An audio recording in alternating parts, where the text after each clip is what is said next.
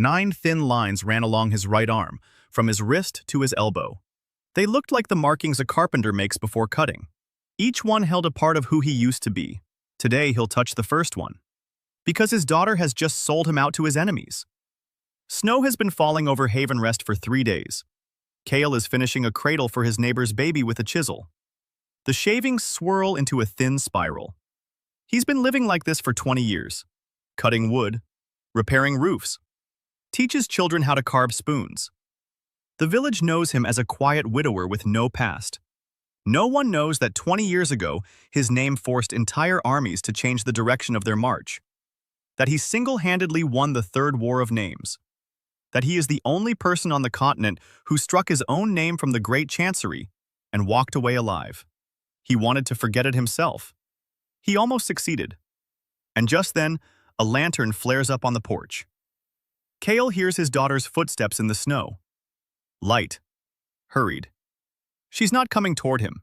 She's walking away from him. He doesn't turn around. Lyra raises the lantern above her head and swings it from side to side 3 times.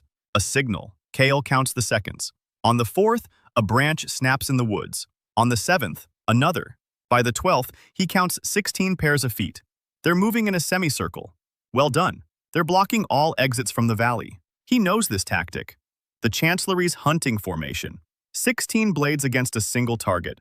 20 years ago, he wrote those rules himself. Kale sets the chisel down on the workbench. Carefully. He looks at the cradle. The side panel isn't sanded yet. The baby will scrape his palm on it. He won't have time to finish it. Not today.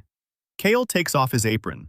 For 20 years, he's been teaching his hands to forget what they knew how to do. For 20 years, he's been planing wood instead of people. He thought that if he was quiet enough, the world would pass him by. He thought that if he was kind, his daughter would grow up to be kind. But he taught her that kindness can be sold. For that, she betrayed him. For a promise. For the position of First Chancellor in Queen Sion-Ah's new court. She is 19. He told her everything. Where the seals are hidden, what his battle name sounds like, who his enemies are. He believed his daughter should know the truth about her father. She decided the truth was worth more than her father. 16 hunters emerge from the forest. Leading the way is a tall man with a crossbow, not a single unnecessary step. Kale recognizes him from behind, the 7th blade of the Chancellery, he who does not miss. And 25 years ago, he was a frightened boy. Kale had peeked into his bedroom back then. The boy wasn't asleep. He lay in the dark, afraid of the right-hand corner of the room.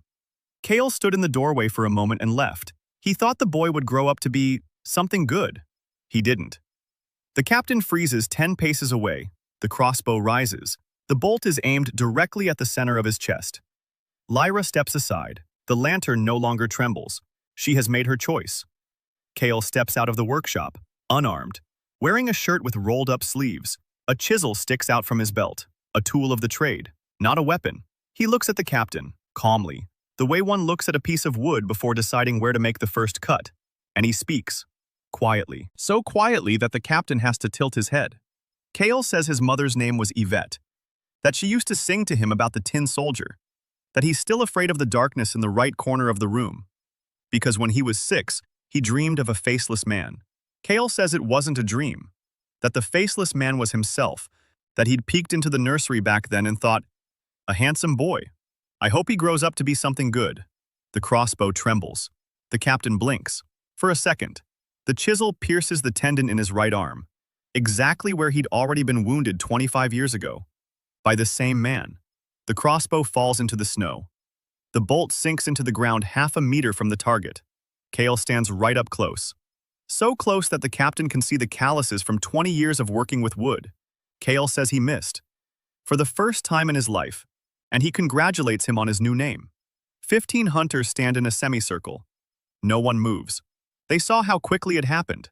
They didn't see exactly how. The old man in a shirt stands next to the Chancellery's best marksman. A chisel in the captain's hand, a crossbow in the snow. No one had time to do anything. Kale turns toward them. He doesn't call out their names.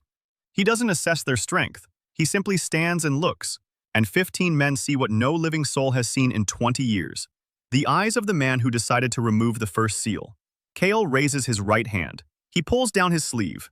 9 lines from his wrist to his elbow. Each holds a part of who he was. He touches the first one. The bottom one. He runs his thumb along it as if tracing a crack in a tree. The line splits.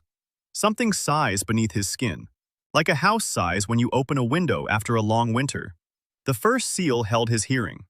Not ordinary hearing, an ear for lies. The ability to hear the difference between what a person says and what they are. For 20 years, the world sounded honest to Cale. For 20 years, he hadn't heard the falseness in his daughter's words when she said she loved him. Now he hears it. All the snow over Havenrest freezes in the air. It doesn't fall. It doesn't melt. It freezes. Millions of white specks hang between the sky and the earth. The hunters look up. Lyra drops her lantern, and for the first time in 20 years, Cale speaks his battle name aloud. Sword that counts. The last time it was spoken was on the day the Third War ended. Back then, the walls of the Southern Chancellery crumbled. Now it sounds quieter, weary. But even that is enough. 15 hunters take a step back. Not on command, their feet move of their own accord. The names within them hear another name and bow. Just as a young tree bends when an old one falls nearby. Cale does not touch them.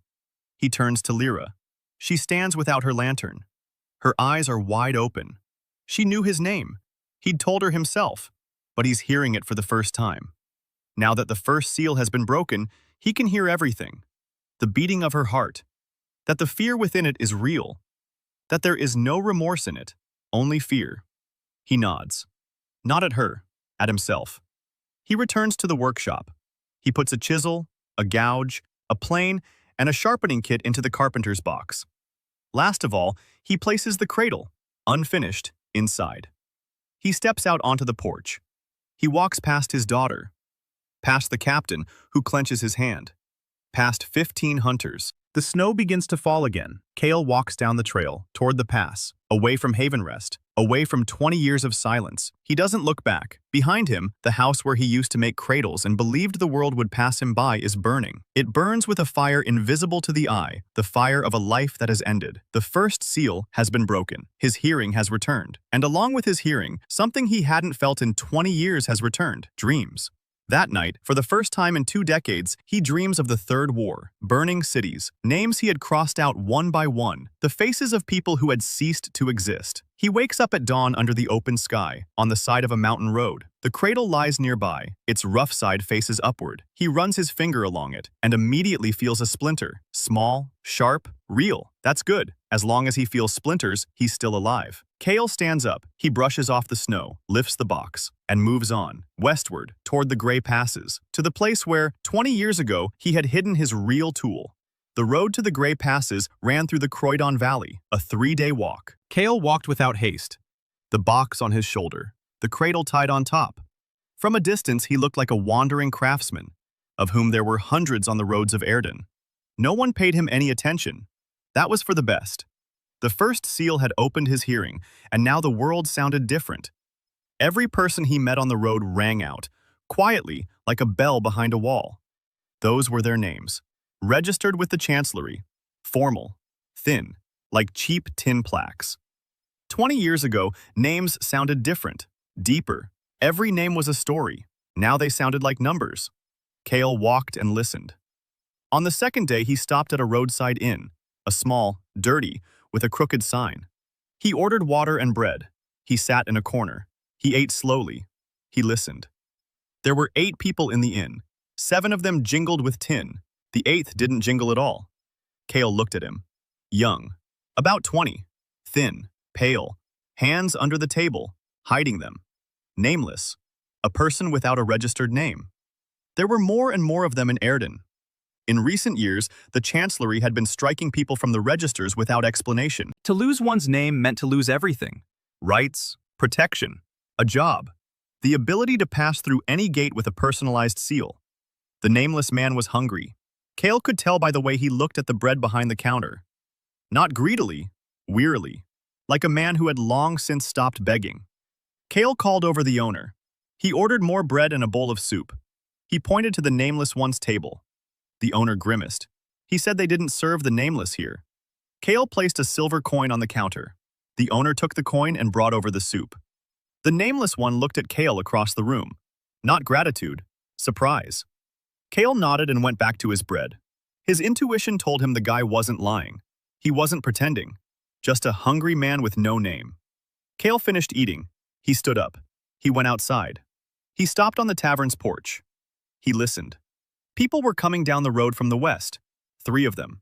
Their names sounded different from those of ordinary travelers. Harsher, sharper, like blades wrapped in cloth. The Chancellery's sleuths. Kale wasn't surprised. The captain with the crossbow had surely already reported it. 16 hunters spared their lives meant 16 witnesses. The Chancellery knew he was heading west. They'd sent investigators on his trail. The 3 were minor figures, not combatants but trackers.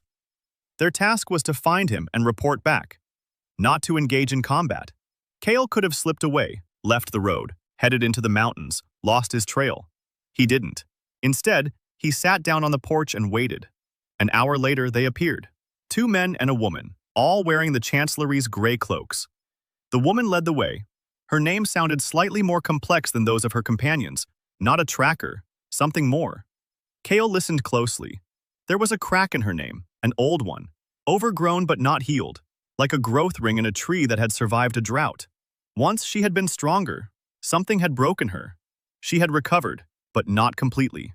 They stopped 15 paces away. The woman looked at Kale, at his box, at the cradle, at his calloused hands. Kale saw her assessing him. A carpenter, alone, unarmed, sitting on the porch, not running, not hiding. Either he's not the one they're after, or he is exactly the one. The woman told her companions to wait. She came closer. 10 paces. 7. 5. She stopped. Kale looked up at her. She was young, around 30, sturdy. Her dark hair was tucked under a hood. Her eyes were attentive, intelligent. She asked where he was going. Kale replied that he was going to the Gray Passes, to repair furniture. She asked why he had a cradle. Kale replied that it was a commission. He hadn't finished it. He was taking it to finish it. She listened. Kale watched her listen. His intuition told him that she both believed and didn't believe at the same time. That she'd been sent to look for an old carpenter heading west. That the description matched. That she had to report back. But something was holding her back. Kale realized exactly what it was. A crack in her name. She herself had once lost someone because of the Chancellery. She wore their cloak, but didn't share their convictions. The woman stood there in silence. Kale waited. Then she turned to her companions. She said it wasn't him. Just a carpenter. He's moving on. One of the men began to object. She repeated more firmly. Not him. Let's go. They left. Kale sat on the porch for another 10 minutes. He listened as their footsteps faded into the distance. Then he stood up. He picked up the box and moved on. He remembered the sound of her name, with a crack in it. Maybe someday he'd be able to help. Maybe not. Not now. On the 3rd day, the road climbed into the mountains. The air grew thinner, colder. The snow here didn't melt even in summer. The Gray Passes got their name from the rock. Granite jutted out of the ground in huge flat slabs. Gray, smooth, like the pages of a closed book. Pine trees grew between the slabs. Short, crooked, their roots clinging to the rock like fingers. Kale walked along the trail he'd remembered for 20 years. It hadn't changed. The rocks were the same. The turns were the same. Even the pine tree at the fork was the same, only 20 rings thicker. The smithy stood in a hollow between 2 granite walls. Small, stone, with an iron roof covered in moss. A shed stood nearby. Under the shed was an anvil, a bellows, a box of coals. Everything was abandoned. Everything was in place. Kale stopped at the door. He listened. Someone was inside. He could hear breathing. A single breath. Steady. Asleep. He could hear a heartbeat. Young. Strong. He could hear a name. And that name was singing. It didn't ring out like tin like everyone else on the road. It sang. Roughly. Out of tune. Like a horn blown too hard. But it sang. Kale pushed open the door. In the corner of the smithy, on a pile of old hides, a girl was sleeping. Her red hair was scattered across her shoulders. Her hands were covered in soot up to her elbows. A hammer lay nearby, broken. The handle was split in two. The head was loose. Someone had smashed it in a fit of rage, struck the anvil so hard that the wood couldn't hold.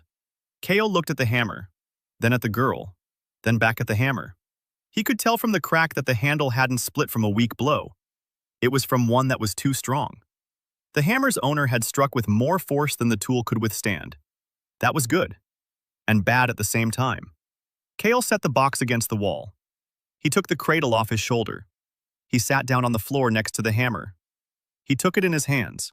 For 20 years, he'd worked only with wood. But his hands remembered. Hands always remember. He turned the hammer over in his palms. He felt the crack. He ran his fingers over the head. He checked the balance. The hammer was good. Not great, but honest. Made for a specific hand. Not for some abstract blacksmith. For this girl. Her father had forged it for her. Kale could hear it in the metal. He could hear the care, the worry, the hope. Her father knew his daughter was stronger than he was, and he was afraid. And proud. Kale took his tools out of the box. He began to work. Quietly. So as not to wake her. He carved a new handle from a piece of ash wood he'd brought with him. Not just any handle. A handle for her grip. For her hand. To match her swinging style. He could tell all this from the hammer. From the way the wood had worn down. From where the fingerprints were. She struck with her right hand. She placed her left foot slightly forward. Her swing came from the shoulder, not the elbow. Wide. Powerful. Kale carved a handle that was an extension of her arm. It didn't get in the way. It didn't argue. It helped. When he finished and fitted the head, he tapped it with his fingernail. The hammer rang out. Cleanly. Evenly. Like a bell. The girl opened her eyes. Instantly. Without any transition from sleep to wakefulness. She saw an old man holding her hammer. She jumped up, grabbed the poker from the forge, took a fighting stance. Kale raised the hammer, handle forward. He held it out to her, told her he'd fixed it. She didn't take it. She looked at him, at the hammer, at the new handle. Then she heard a sound. The hammer was still ringing, quietly, a fading chime, but she heard it. Kale saw her expression change. The poker dropped. She reached out, took the hammer, and froze. It fit into her palm as if it were made for her. She clenched her fingers, raised it, lowered it. She raised it again. She ran her thumb along the handle. Kale could see that she understood. She could feel the difference. This wasn't just a repair, it was a fine-tuning. The hammer had become an extension of her arm, not a tool in her hand. She looked at Kale. She said her name was Ari Holloway, that this was her father's forge, that he had died 2 years ago, that she'd been working alone ever since, that orders were going to male blacksmiths in the neighboring valley, that a month ago, in a fit of rage, she'd smashed her hammer against the anvil because her last customer had told her to her face that a woman couldn't forge a blade for a soldier. Kale listened. His intuition told him she wasn't lying, not a single word. Ari spoke loudly, louder than necessary. She could barely hear out of her left ear. Kale noticed this by the way she turned her head. A blast furnace explosion in her childhood. She compensated by speaking loudly. Kale said he needed a place to stay for the night, for a few days, that he could pay with his labor. Ari looked at the hammer in her hand, then at the old man with the crate and the cradle. She said there was plenty of room, that if he fixed the rest of it the same way, she'd have something to show him. Kale nodded. He set the cradle in the corner, spread out a hide against the wall, lay down, closed his eyes, and fell asleep. He dreamed of the Third War, a burning fortress in the south, a name he had crossed out, and a man who ceased to exist right before his eyes. He dissolved, like salt in water. Only his eyes remained for a second longer than everything else. Kale woke up to a sound. Ari was standing by the anvil, a hammer in her hand, striking. The ringing of metal was clear, steady, resonant. She was forging a blade, the first blade since the hammer broke. Kale lay there and listened. The ringing and the hum, and the ringing again. The hammer sang to her hand, and she sang back to it. Kale spent 4 days in the forge before going down to the basement. He worked all 4 days. He repaired the roof of the shed. He replaced the rotten threshold. He planed a new shelf for tools. Ari watched him work and said nothing. Then she didn't stay silent. She wasn't good at staying quiet for long anyway. On the second day, she asked who he was. Kale replied that he was a carpenter. She asked where he was from. He replied that he was from the east. She asked why he had left. He replied that his house had burned down. He wasn't lying. The ability to detect lies worked both ways. Cale could feel it when he was lying. Physically. A lie scratched at him from the inside like a splinter. That's why he didn't lie. He just didn't say everything. Ari could sense that. Not with her ears, with her intuition. She was born by the forge and raised among metal, and she knew when something wasn't finished. Cale wasn't finished, but she didn't press him. On the third day, she showed him the blade. That very one, the first one after the hammer broke. Cale took it in his hands. He turned it over. He held it up to the light. The blade was good. Really good. Better than what the blacksmiths in the neighboring valley made. Better than what her father made. Cale told her that. She froze. She looked at him as if he'd struck her. Then she turned away. She rubbed her eyes with the back of her hand. She smeared soot all over her face even more. She said her father used to say the same thing. That she was better. That no one but her father had ever seen it. Cale nodded. He said he could see it. Ari laughed. Loudly. Too loudly. To make up for her deaf ear. She said he was a strange old man. Cale agreed. On the fourth day, he went down to the basement. The smithy stood on a rock. A cellar had been hewn out beneath it. Small. Damp. Dark. Cale remembered it. 20 years ago, he'd come here at night. Alone. He'd hidden what he was hiding in the wall. Bricked it up with a stone. Left. Never returned. Ari didn't know about the hiding place. Her father didn't know. No one knew. Cale lit a candle. He descended the stone steps. He found the wall. The third stone from the floor. The fifth from the corner. He pulled it out. The stone came out easily. Behind it was a niche. A bundle lay in the niche. Oiled cloth. 20 years and the oil still holds. Cale unwrapped the cloth. Inside lay a chisel. Not a carpenter's. Not a blacksmith's. A chisel for engraving names. One of only 3 such tools left in the world. Maybe 2. It looked like a large chisel with a curved blade. The handle was made of bone. The blade was made of a metal that is no longer mined. Cale took it in his hand. His fingers rested on the handle. Just right. Familiar. Just like 20 years ago. The chisel didn't sing or ring. It was silent. Waiting. Cale held it up to the candle. The blade glinted. Not a speck of rust. Not a single nick. Perfect. He stood there like that for a minute. Then he wrapped the chisel back in the cloth. Put it away in the drawer. He went upstairs. Ari was standing by the forge, watching him. She'd seen him go down to the basement. She'd seen him come back with something. She didn't ask. Cale appreciated that. A week passed. Cale decided it was time. He had to remove the second seal. The first had restored his ability to hear lies. The second would restore his ability to see the lineage of names. The ability to see not just a name, but its entire history. Where it came from, who had carried it before him, which names were connected to it. This was necessary for the cutting. Without this second sight, the cutter was just a pretty chisel. Cale stepped out of the forge at dawn.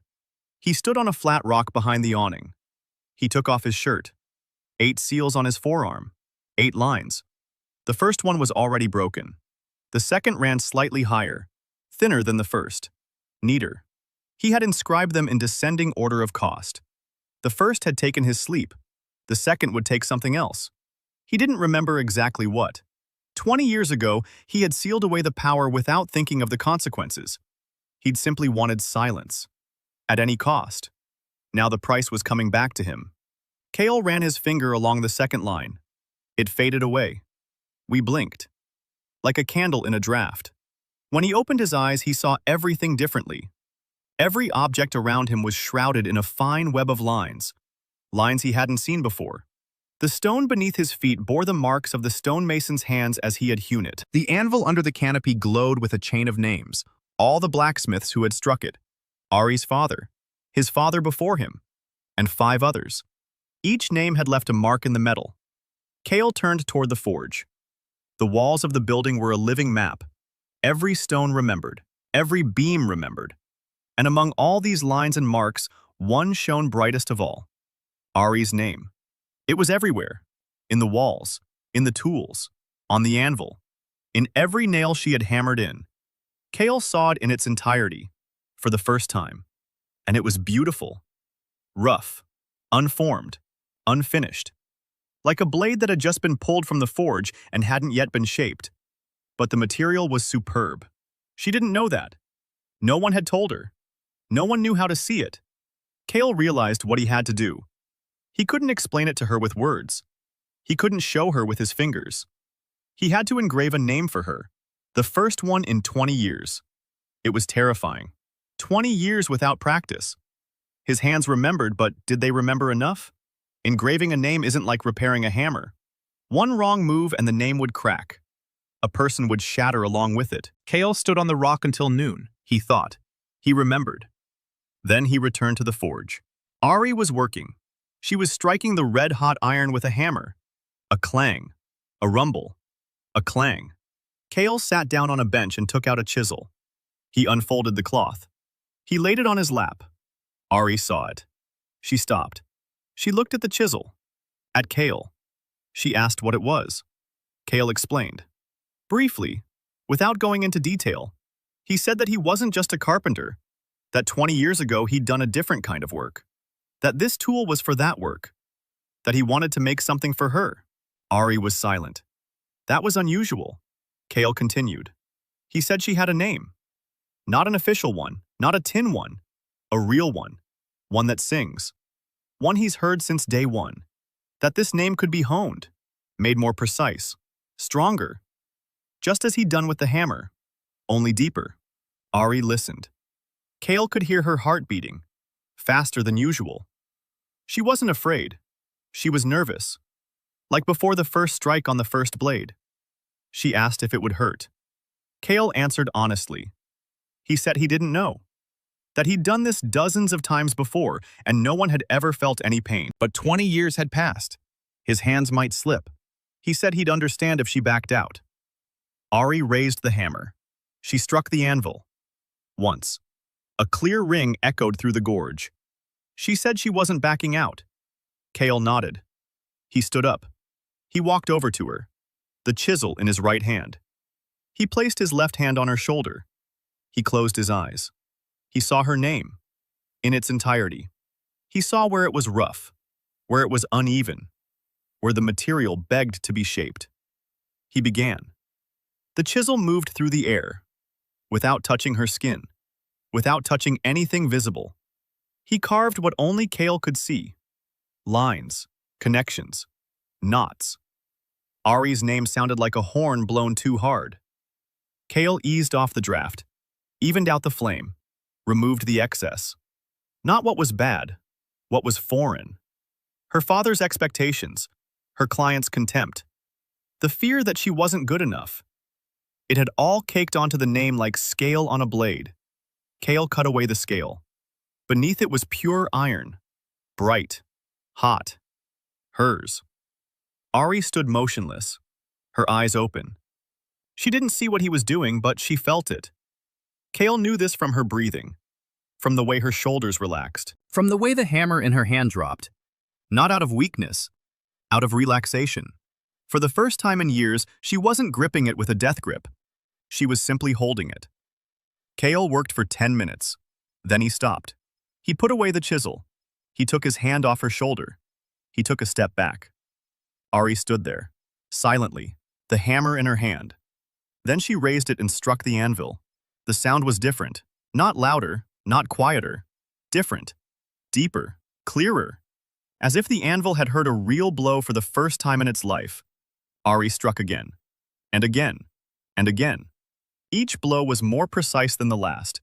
Each blow was hers. Only hers. Without anyone else's scale. Without clinging fear. She struck, and the hammer sang to her hand, and she sang back to it, and the forge rang out like a bell in the mountains. Kale sat down on a bench. He watched. The chisel lay on his lap. His hands trembled. 20 years without practice. He hadn't been wrong. Not this time. Ari stopped. She turned toward him. Her eyes were wet. The soot on her cheeks was smudged. She said she could hear it, that she could finally hear it.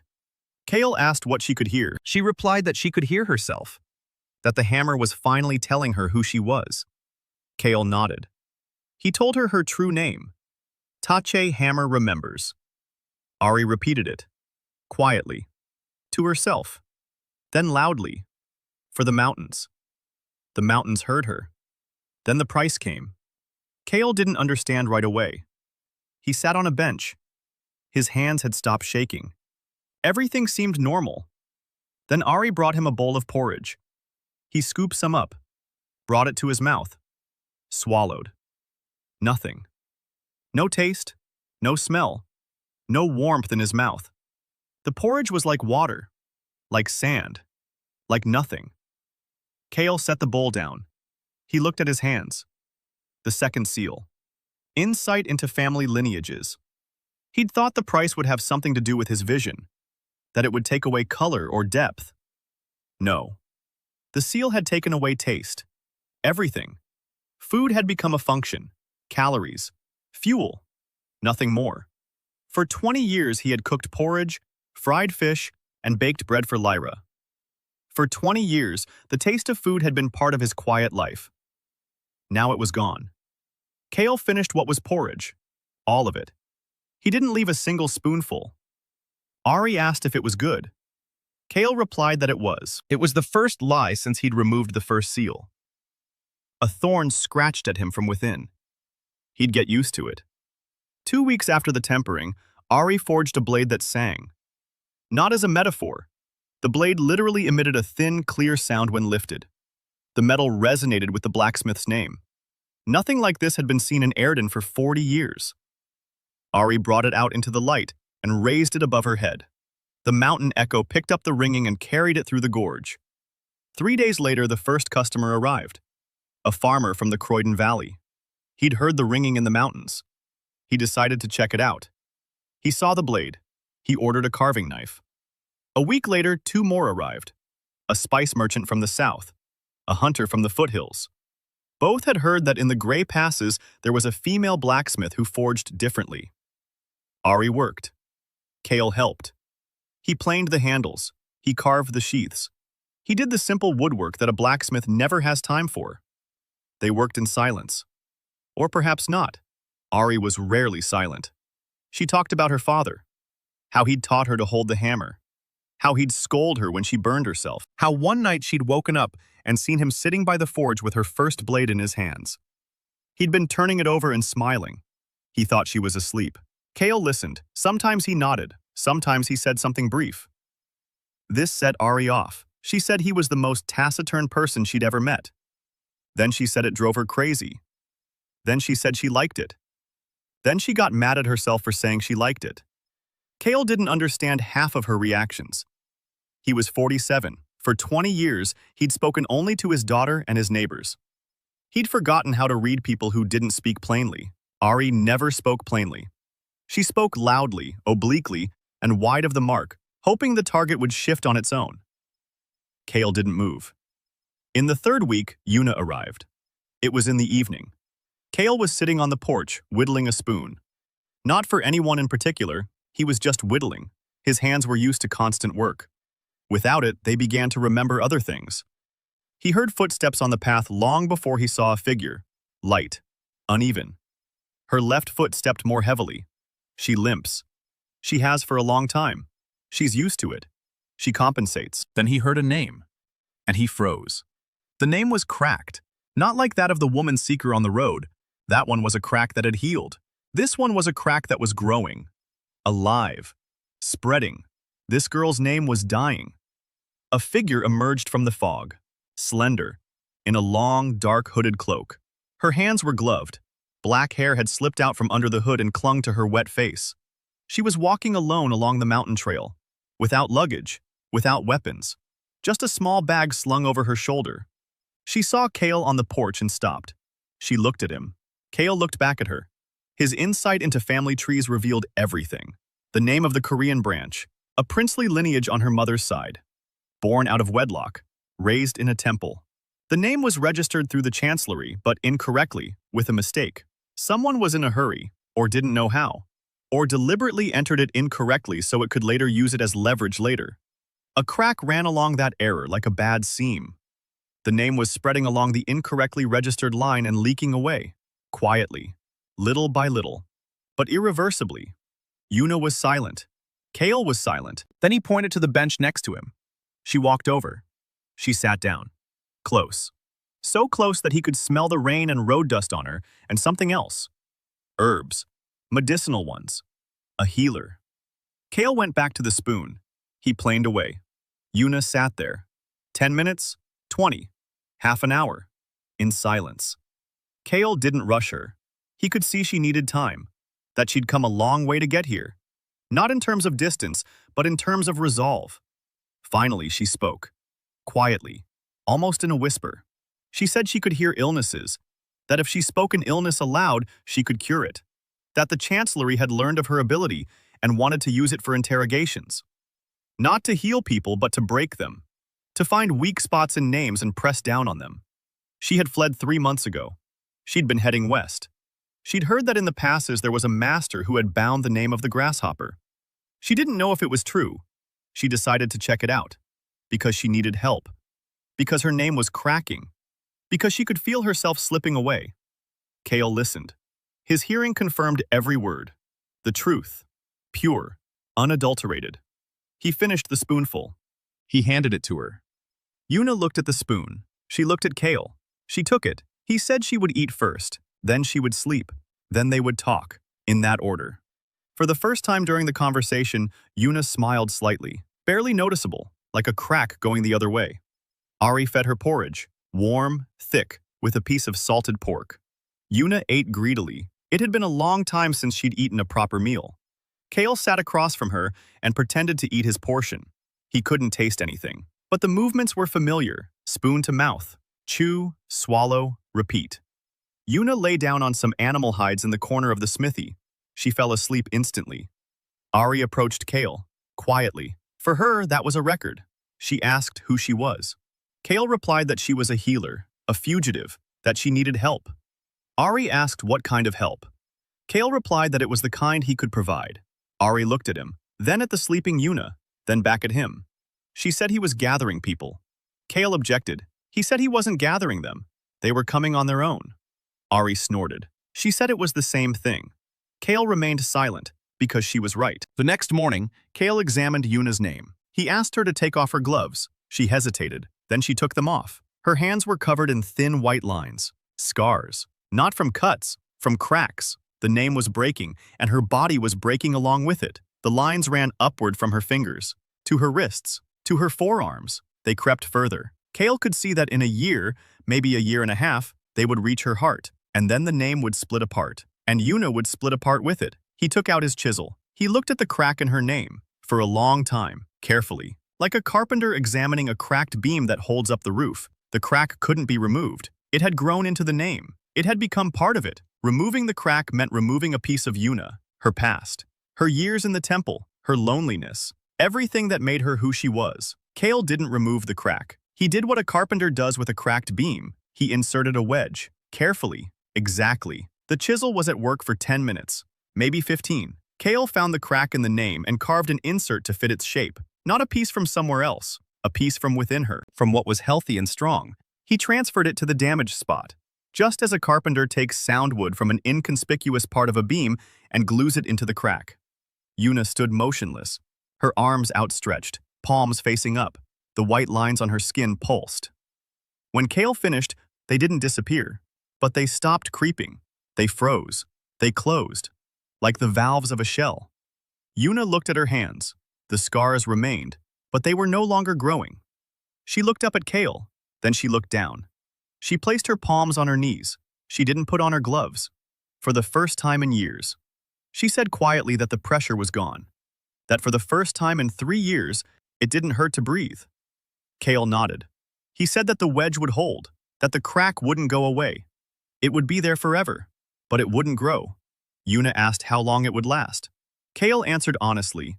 He said he didn't know, that a wooden wedge in a sturdy beam could last for decades, that it might be different in this case, that he would keep an eye on it. Yuna nodded. Then she did something Kale hadn't expected. She placed her hand on his back, between his shoulder blades, quietly, gently. Kale flinched, not from pain, from surprise. No one had touched him in 20 years. Lyra used to hug him when he was a child. Then she stopped. Neighbors would shake his hand, nothing more. He'd forgotten what it was like, a stranger's hand, warm, on his back. Una said that 3 of his vertebrae were pinched, that he was sitting incorrectly when he was planing, that if he didn't correct it, in 5 years he'd be in constant pain. She's a healer. She can sense these things. Kale nodded. He decided she was right. His spine really did bother him in the mornings. Then Una took her hand away and went into the smithy to help Ari. Kale sat there, unable to understand why the area between his shoulder blades felt like it was on fire, as if a piece of coal had been left there. The next few days were spent working. Kale planed, Ari forged, Una healed. Villagers from the nearest villages began to come, not to Kale, but to Una. Some had back pain. Some had a child who'd been coughing for a month. Some had an elderly mother who could no longer get out of bed. Una healed them all. Her ability worked simply.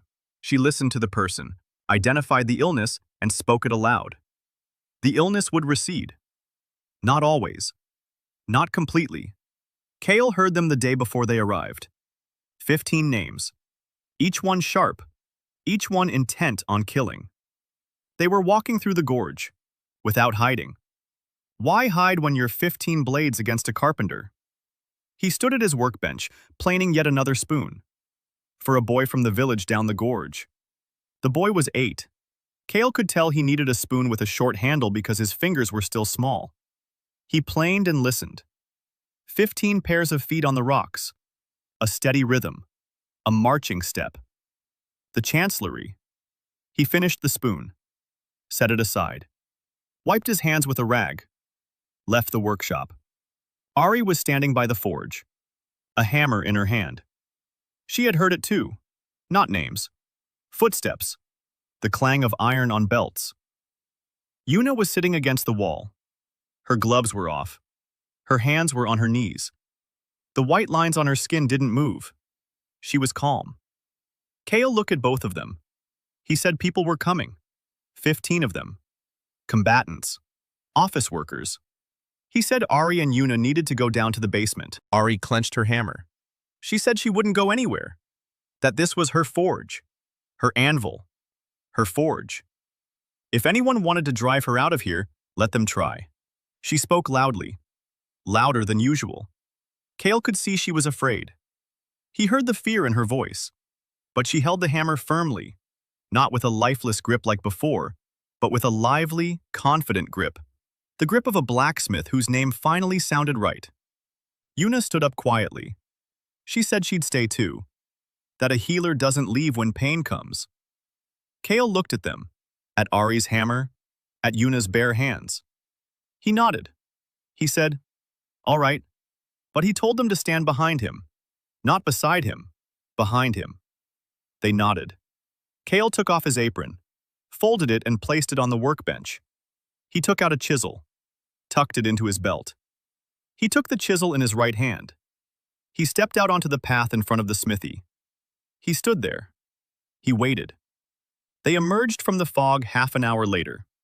15 men in the chancellery's black cloaks. 15 names. Kale counted them. His battle nickname was the Sword That Counts. He didn't count blows. He counted people. Each one. Who he was. Where he was from. Whose son he was. Whose apprentice he had become. What name he bore and for how long. He counted because every person before him was a human being. Not a target, not an obstacle, a human being. And Kale wanted to know who he was killing, if he had to. The first one. Young. About 22 years old. His name had been registered 3 years ago. New, shallow.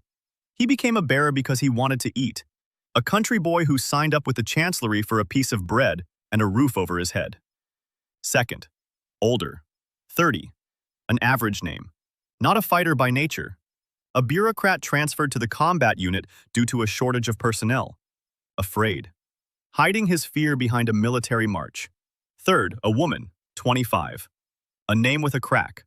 A different crack than Una's. A fighter. She broke herself on purpose to become tougher. Strong. Dangerous. Unhappy. Kale continued counting. 4th, 5th, 6th. Each with their own story. Each with their own name. Each alive. 20 years ago, he had crossed out more than 1,000 names. He had counted each one. He remembered each one. That was the price he paid. Not with ink, with memory. 15 people stopped 20 paces away. The commander stepped forward. Tall, gray-haired, around 40. His name sounded like a broken sword. Once strong, damaged, reassembled, unevenly, roughly. He had survived something that had nearly destroyed him and pulled himself out of it. But he'd come out twisted. The commander looked at Cale, at the chisel in his hand, at the apron on the workbench behind him. Cale sensed that the commander recognized him, not by his face, by his stance, by the way he stood. Simply, without a fighting stance, without tension. The way people stand who have nothing to prove. The commander had seen that stance before. In records, in textbooks, in the instructor's nightmares. The stance of a man who had won the war without killing a single name-bearer, because he did worse. The commander said he had an order, to wipe out everyone within 100 steps of the nameless one. Cale nodded. He asked who had signed the order. The commander replied, Grand Chancellor Doran Vale. For the first time in 20 years, Cale heard that name spoken aloud. Doran. His student. The boy he'd taught to read names. To whom he'd shown how to hold a chisel. Whom he'd left behind when he departed. Cale gave nothing away. Only his fingers tightened slightly around the chisel. The commander waited. Cale spoke, quietly, as always. He wasn't addressing the commander. He was addressing the first one. The young one. The country boy who'd enlisted for bread. He called him by name. His real name. Not the one on paper. The one he'd had before he enlisted. The village name. The childhood name. The young man flinched. No one knew that name. Not even he himself had heard it in a long time. Cale said that his mother's knees hurt every spring. That she walks to the well for water and is afraid every time she won't make it back. That he sends her money but doesn't visit because he's ashamed. He's ashamed of his black raincoat. The young man stood as white as a sheet. Cale turned to the second man, the bureaucrat in the combat raincoat. He said his wife's name. He said she was expecting her third child. That their second child was sick with something the village healers couldn't name. That he joined the combat unit because they paid more. The bureaucrat swallowed hard. Cale addressed the third woman differently. The woman with the combat scar. He didn't mention any names. He didn't talk about family. He said only one thing. He said he could see her crack. That she'd made it herself. That it was a mistake. That pain doesn't make a person stronger. Pain breaks a person. The woman clenched her teeth. Her hand reached for the blade at her belt. Cale raised the chisel. Not in a combative gesture, a working one. He showed her the tool. He said that this chisel could be used to kill, but it was made for planing. That a person decides what to use their hands for. The woman didn't take her hand off the blade, but she didn't draw it either. Cale addressed each one by one, calmly, like a craftsman taking orders. The fourth, the fifth, the sixth. To each he said something known only to that person and his pillow at night. Not threats, the truth. By the 12th, the formation had broken down. The men were standing not in a line but in a huddle. Hands down, weapons sheathed. The commander watched as his squad fell apart. Not out of fear, out of shame. Because the old man in the carpenter's shirt knew more about them than they knew about themselves, and wasn't using that knowledge as a weapon.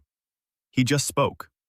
Cale reached the 15th man, the youngest of them all. A boy, about 18 years old. His first mission. Cale looked at him and said nothing. He didn't say a word. The boy was already trembling. Then Cale turned to the commander. He said he was letting the 14 go, that they could leave, right now. Take off their raincoats and leave. The office wouldn't come looking for them because the office would soon have other things to worry about. 14 people stood there, motionless. Then the first one, a country boy, took off his raincoat, laid it on the rocks, turned, and walked down the path. He didn't look back. Behind him came the second, the third, and the fourth, one after another. The woman with the crack was the last of the 14 to leave. She paused for a second. She looked at Cale, then at the dagger at his belt. Then she left. The commander remained, alone. The 15th, Kale looked at him. His name sounded like a broken sword. Kale asked who had broken it. The commander didn't answer right away. Then he spoke. He said that 20 years ago he was a boy in the southern chancellery, that when the walls cracked at the mention of Kale's name, he was inside, that he was pinned down by a beam, that his name cracked along with the wall, that he had pieced himself back together bit by bit. 20 years. Kale listened.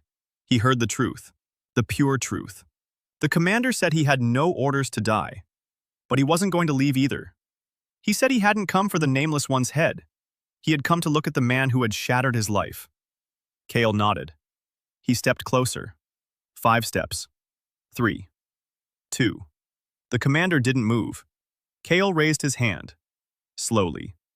He placed his palm on the commander's shoulder, like a carpenter placing his hand on a beam he's about to repair. He closed his eyes. He saw the commander's name. Broken. Roughly pieced together. Uneven. With jagged shards sticking out that had been cutting him from the inside every day for 20 years. Kale took out his chisel. The commander flinched. Kale told him to stand still, that it wouldn't take long. The chisel moved through the air. Kale didn't alter the name, didn't change it. He made it simpler. He was removing the burrs. Just as a carpenter removes burrs from roughly assembled furniture. He didn't rebuild it. He smoothed it out. He removed what cut. He left what held. 5 minutes. The commander stood motionless. When Kale withdrew his hand, the commander took a deep breath, the first in 20 years without pain in his chest. Kale said it wasn't a complete repair, that what was broken wouldn't become whole again, but that life would be easier. The commander looked at him, silently. Then he turned and walked down the path. After 3 steps, he stopped. Without turning around, he said that Doran knew where he was, that the next ones would come not with an order, but with seals, official ones and military ones, that he wouldn't be able to make them talk. Kale replied that he knew. The commander left. Kale stood on the trail, alone, a chisel in one hand, a cutting tool in the other. Then he turned around. Ari was standing on the porch of the smithy, a hammer in her hand, Yuna beside her, their hands bare. They were looking at him. Ari said that he hadn't killed anyone. Kale replied that that had been the goal. Ari said that 15 armed men had come to kill them, and he'd driven them off with words. Kale corrected her. He said it wasn't with words. It was with the truth. Yuna walked up to him. She placed her hand on his back, between his shoulder blades, right where she had last time. She said 3 of his vertebrae were still pinched. Kale nodded. He thought he really did need to sit up straighter when he was planing wood. Ari rolled her eyes. She said something about blind old men. Kale didn't hear her, or didn't understand. That evening, the 3 of them sat by the hearth. The coals were smoldering. It was warm. Yuna was quietly humming something. Ari was sharpening her blade and remained silent, a rare occurrence. Kale was planing the handle for a new hammer, an order from a farmer in the valley. His hands moved with practiced ease. Wood shavings fell to the floor. He couldn't taste his supper. He hadn't slept without nightmares. The first and second seals had taken their toll. He knew the next one would take even more, that every step toward power was a step away from the very thing for which he had hidden that power. But today, 15 people had made it out alive. All 15.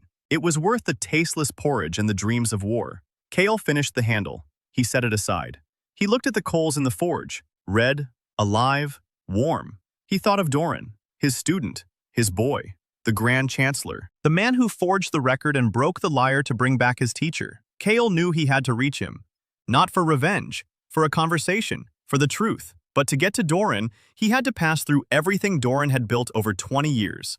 Through the Chancellery, through the army of bearers, through a wall of names. And for that, he needed the 3rd seal, one that would take something else away. He looked at his forearm. 7 lines, 7 remaining seals, 7 pieces of a quiet life. He thought of the cradle. It stood in the corner of the smithy, unfinished, a rough side panel. He hadn't finished it, not yet. It was a reminder of who he used to be, of who he wanted to remain, of how the world had denied him that. Yuna stopped humming. She'd fallen asleep sitting up. Her head was tilted to one side. Ari stood up. She covered her with her cloak, roughly, in a blacksmith's way. The cloak lay crookedly. Yuna didn't wake up. Ari sat back down. She looked at Kale. She said quietly that tomorrow would be harder. Kale nodded. Tomorrow is always harder. But tomorrow morning he'll get up, he'll pick up his tools, and he'll go to work. Because someone in this world needs a spoon, or a blade, or a restored name, or a cradle with a smooth side.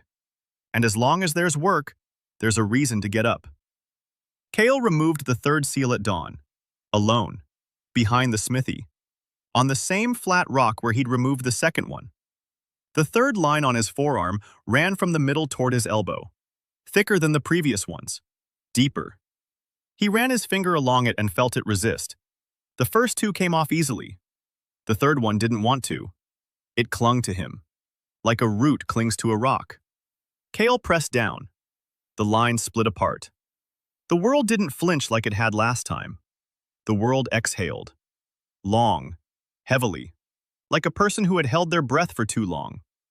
The third seal restored the right to erase.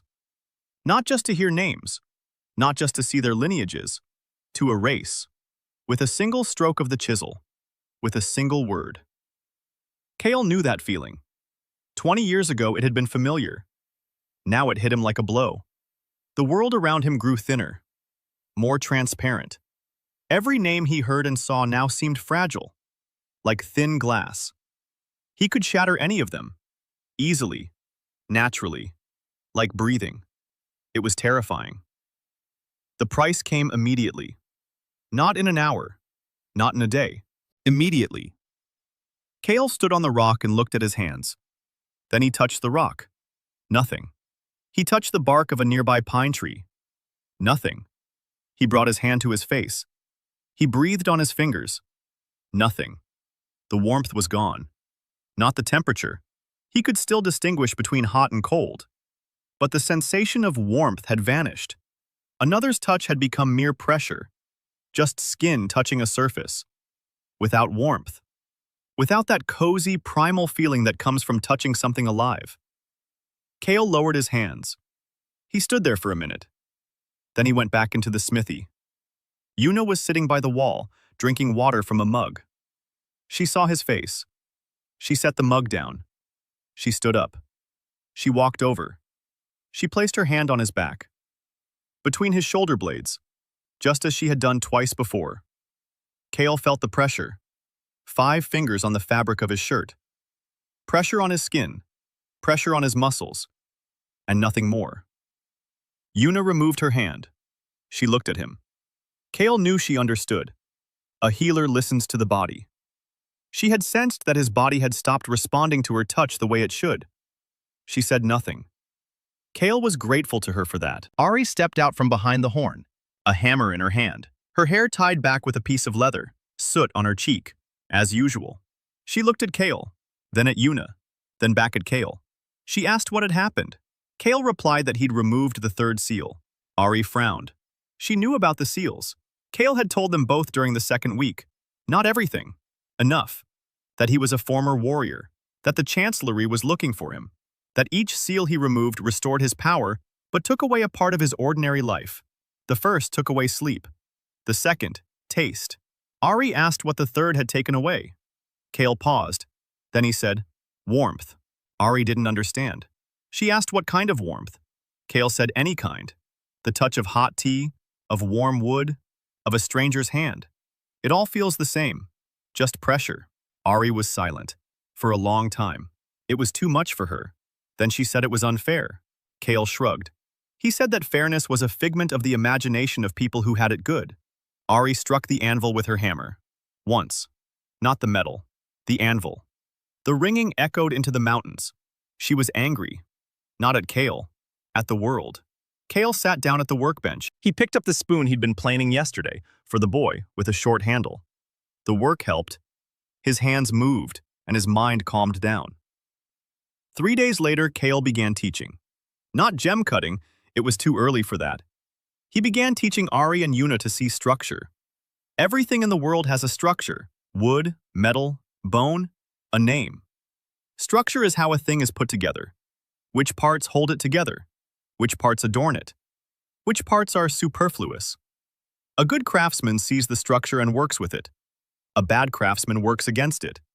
Ari understood quickly. She had felt the structure of metal her whole life. With her hands.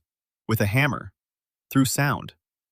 When Kale explained to her that names have the same structure as iron in a furnace, she nodded. She said she knew. Not with words, with feeling. That when she strikes a red-hot blade, she hears where the metal wants to go. That a good strike is not about force but direction. Kale said it's the same with names. Yuna understood it differently. Deeper, quieter. She heard the structure of illnesses. Every illness is a disruption of structure. Something is out of place. Something is holding on to what shouldn't be there. Something superfluous. When she spoke the illness aloud, she named the structure, and the structure changed. Kale saw a kindred craft in this. A healer and a name cutter did the same thing, just from different angles. He showed her. He explained. Sometimes he demonstrated. He'd take a simple object, a wooden block, and point out its weak spots, where the growth rings were denser, where they were looser, where it might crack, and where it would hold up. Then he'd ask them to find the same things in another block. Ari found them quickly. She'd tap it with her fingernail and say, "Right here." Yuna would place her palm on the wood and close her eyes. She found it more slowly but more accurately. Kale could see that of the two of them, Yuna was closer to mastering the craft. But he didn't say anything about it. It was too soon. A month passed. Word of the master in the passes spread. Not like news, like a scent, slowly, inevitably. People came, not in crowds, one by one, in pairs. Farmers with dull knives, hunters with broken bows, old women with sore knees. Kale repaired tools. Ari forged new ones. Yuna healed. The workshop was in full swing. One evening, a figure appeared on the trail. Kale heard her coming from a long way off. She had no name, none at all. Not a hidden one, not crossed out. Absent. A human-shaped hole. Kale set his work aside. He stepped out onto the porch. A woman emerged from the fog. Tanned. Sun-kissed. A scar across her bridge of the nose. 2 short blades at her hips. Travel clothes. Worn. She walked with confidence, like someone who knows the way even when they don't know where they're going. She stopped 10 paces away. She looked at Kale, at the blacksmith shop behind him, at the smoke rising from the forge, at the cradle standing by the door. Kale looked at her. He saw emptiness where a name should be. It was like looking at a tree without a core. The bark was there, the branches were there, the leaves were there, but inside it was empty. The tree stands but is not alive. She said her name was Amber Kane, that it wasn't her real name, that she didn't know her real name, that her parents had sold it to loan sharks when she was 4, that it was somewhere in the basements of the Chancellery, pawned, that she had been living without a name for 24 years, that the emptiness inside is growing, that in 2 years, maybe 3, she'll forget who she is, completely. Kale listened. His ears confirmed it. It was true, every word. Amber didn't ask. She didn't beg. She stood straight. She spoke calmly, like a person who had long since given up hope and had come not for hope, but for the facts. Could he help? Yes or no, Kale thought. He looked at the emptiness inside her, at the hole. He couldn't return a name that had been sold. A name sold through the Chancellery belongs to the buyer, legally, magically, physically. It's impossible to buy it back. It's impossible to steal. It can be destroyed, but then the name will vanish. It won't return. It will evaporate. Only a hole will remain, an even bigger one, Kale thought. For a minute, 2, 5. Amber waited. Patiently. She knew how to wait. 24 years of practice. Kale said he couldn't bring her name back. Amber nodded. She turned to leave. Kale said he could carve a new one. Amber stopped. She didn't turn around. She stood with her back to him. Kale saw her shoulders tense, for a moment. Then they relaxed. She turned around. She asked how. Kale explained. A name doesn't have to be the one a person was born with. A name is a story, a biography, a memory, what a person has lived through and endured. Amber had 24 years of life without a name. That too is a story. Kale could take that story and carve a name out of it, just as a carpenter takes a shapeless piece of wood and finds a form within it. He doesn't invent it, he finds it. The form is already there, in the grain, in the growth rings. You just have to see it and remove the excess. Amber listened. She was silent. Then she asked if it would be real. Kale replied that what's real is what works, what holds, what doesn't break. A prosthetic arm is no worse than a real one if you can hold a sword with it and stroke a child's head. Amber smiled slightly. For the first time during the conversation, she said she didn't plan on stroking children, but she'd like to hold a sword. Kale nodded. He said that first she would eat, then she would sleep, then she would work in the forge for a week. He needed to see her story in motion, at work, in life. Only then would he be able to cut. Amber agreed. She stayed. Ari greeted her in silence. She looked at the blades, at the scar, at her gait. A blacksmith could recognize good steel at a glance. Amber was good steel. Yuna approached quietly. She held out a mug of water. Amber took it. Their fingers touched. Yuna frowned slightly. She heard it. The emptiness. The pain. The nameless years. Amber pulled her hand away. Quickly. She wasn't used to being touched. Neither was Kale. For different reasons. A week passed. Amber worked. She chopped wood, carried water, helped Ari at the forge. She moved precisely, economically, without unnecessary movements. A fighter to the core. Kale watched. He saw her story. Every day he added a detail, a scar across her bridge of the nose from a blade that had grazed her eye by a hair's breadth. The habit of sleeping with her face toward the door. The habit of counting the exits in every room. 24 years as a mercenary, nameless, unprotected, unable to pass through the gates reserved for those with names. She had survived on sheer skill, on speed, on instinct. This was her tree, her growth rings, hard, dense, filled to the brim with life. Kale saw the shape. On the 8th day, he called her. Morning, cold, fog in the gorge. Amber stepped out onto the porch. Kale stood there with a chisel. He said he was ready. She nodded. She stood before him, arms at her sides, back straight, as if before a fight. Kale closed his eyes. He saw the emptiness inside her, a hole. The edges of the hole were ragged. 24 years without a name had torn them further apart. Kale didn't try to patch up the hole. He didn't try to fill it in. He took the edges and began to work with them. Like a carpenter works with bark. He doesn't remove it. He uses it. Every frayed edge was a fragment of her life. The fight at the port of Kessin when she was 16. The night in the mountains without a fire when she was 20. Her first paycheck. Her first scar. The first person she'd killed and remembered by name, even though she herself had no name. Kale took these fragments and pieced them together, one by one, like a mosaic, like parquet flooring, each piece in its place. The jagged edges met other jagged edges. The hole didn't disappear. It became a shape. From a shapeless void, it turned into a pattern, into a design, into a name. The chisel moved for 20 minutes.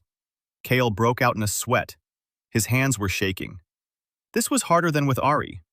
Harder than with Yuna. He wasn't sanding down something finished or wedging a piece into a crack. He was creating from scratch. From debris. From shards. From nothing that was everything. When he finished and opened his eyes, Amber was standing before him. Motionless. Eyes open. Dry. She hadn't been crying. But her chin was trembling slightly. Kale called her by her new name. She who stands where she fell. Amber repeated it. Quietly.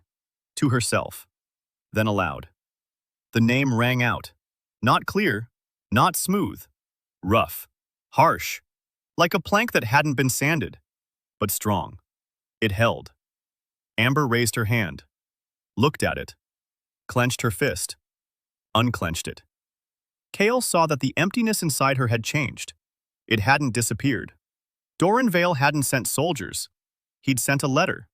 A pigeon had brought it. An ordinary carrier pigeon with a brass capsule tied to its leg. It had landed on Ari's anvil that morning. It sat there preening its feathers. Ari wanted to shoo it away. Kale stopped her. He removed the capsule, unrolled the scroll. The handwriting was familiar.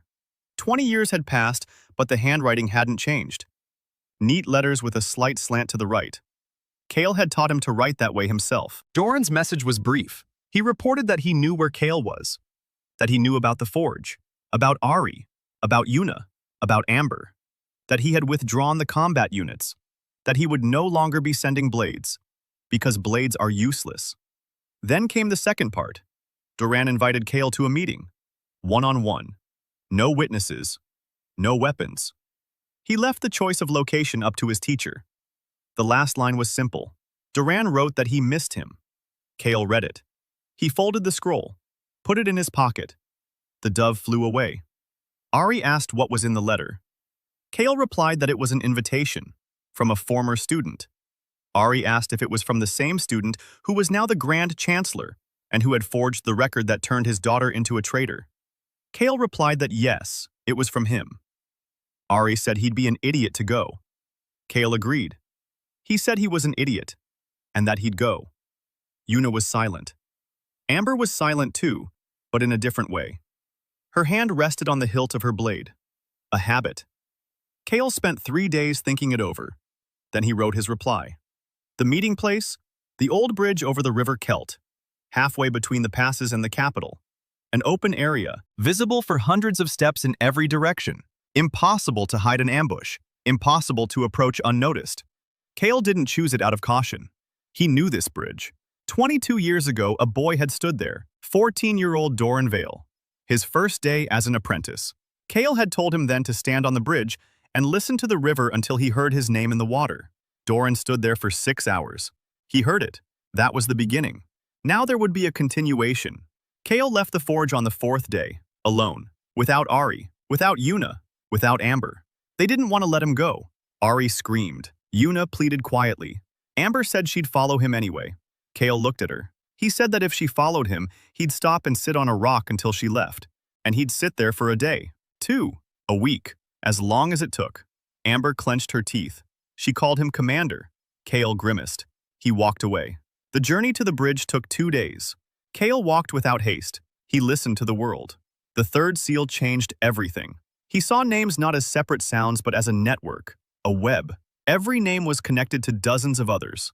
Through kinship, through apprenticeship, through debts, through hatred. The world was a vast loom on which names were woven into a pattern, and Kale could see where the pattern was tearing, where the threads were stretched to their limit, where it was about to snap. The chancellery was a hole in the center of the pattern, a huge one, a growing one. It didn't support the fabric, it devoured it. It crossed out names, it severed ties, it cleared space. For what, Kale didn't yet understand, but he sensed the direction. Someone was clearing the registry, preparing a clean slate, for a new entry, for a new name, for the 4th war. The bridge appeared on the 3rd day. Stone, old, 3 arches over the murky spring water. The railings were chipped by time. Kale stepped onto the bridge. He stood in the middle. He looked at the water. The river roared, fast, cold. 22 years ago, a boy had stood here and listened. Kale stood and waited. Doran arrived on time, from the opposite end of the bridge, alone, just as he'd promised. Tall, thin, graying, the face of a kind teacher, soft features, calm eyes. The great chancellor's cloak, white with silver trim. He walked across the bridge slowly, not out of caution, out of respect. Kale watched him and took it all in, just as he always did. Doran's name sounded complex, multi-layered. Kale read it like the annual rings in a tree trunk. Childhood, apprenticeship, loss, rage, building, power, solitude. 20 years of solitude at the top, 20 years without a teacher. Every ring was in place, not a single empty one, not a single weak one. Doran hadn't broken over the years. He had hardened, like a tree that grew in the wind and became denser because of it. Doran stopped 5 steps away. He looked at Kale, at his face, at the wrinkles, at the gray hair, at the calluses, at the hands that had spent 20 years carving wood instead of names. Kale could see that Doran was sizing him up too, recognizing him, comparing him to the man he remembered, finding differences, finding similarities. Doran spoke first. He said that the teacher had grown old. Kale replied that such things happen. Doran smiled, gently, the way kind teachers smile. Kale knew that behind that smile was the man who had forged a record and ruined a 19-year-old girl's life to bring his mentor back. Doran said he wanted to explain. Kale said he was listening. Doran spoke at length. He recounted how, after Kale left, he was left alone. A 14-year-old boy with an unfinished apprenticeship, without a teacher, without direction. He went to the chancellery because he had nowhere else to go. He rose quickly through the ranks. He knew things others didn't. He could see the structure of names, not as deeply as Kale, but more deeply than everyone else. He became an archivist, then an inspector, then an advisor, then chancellor, over the course of 20 years.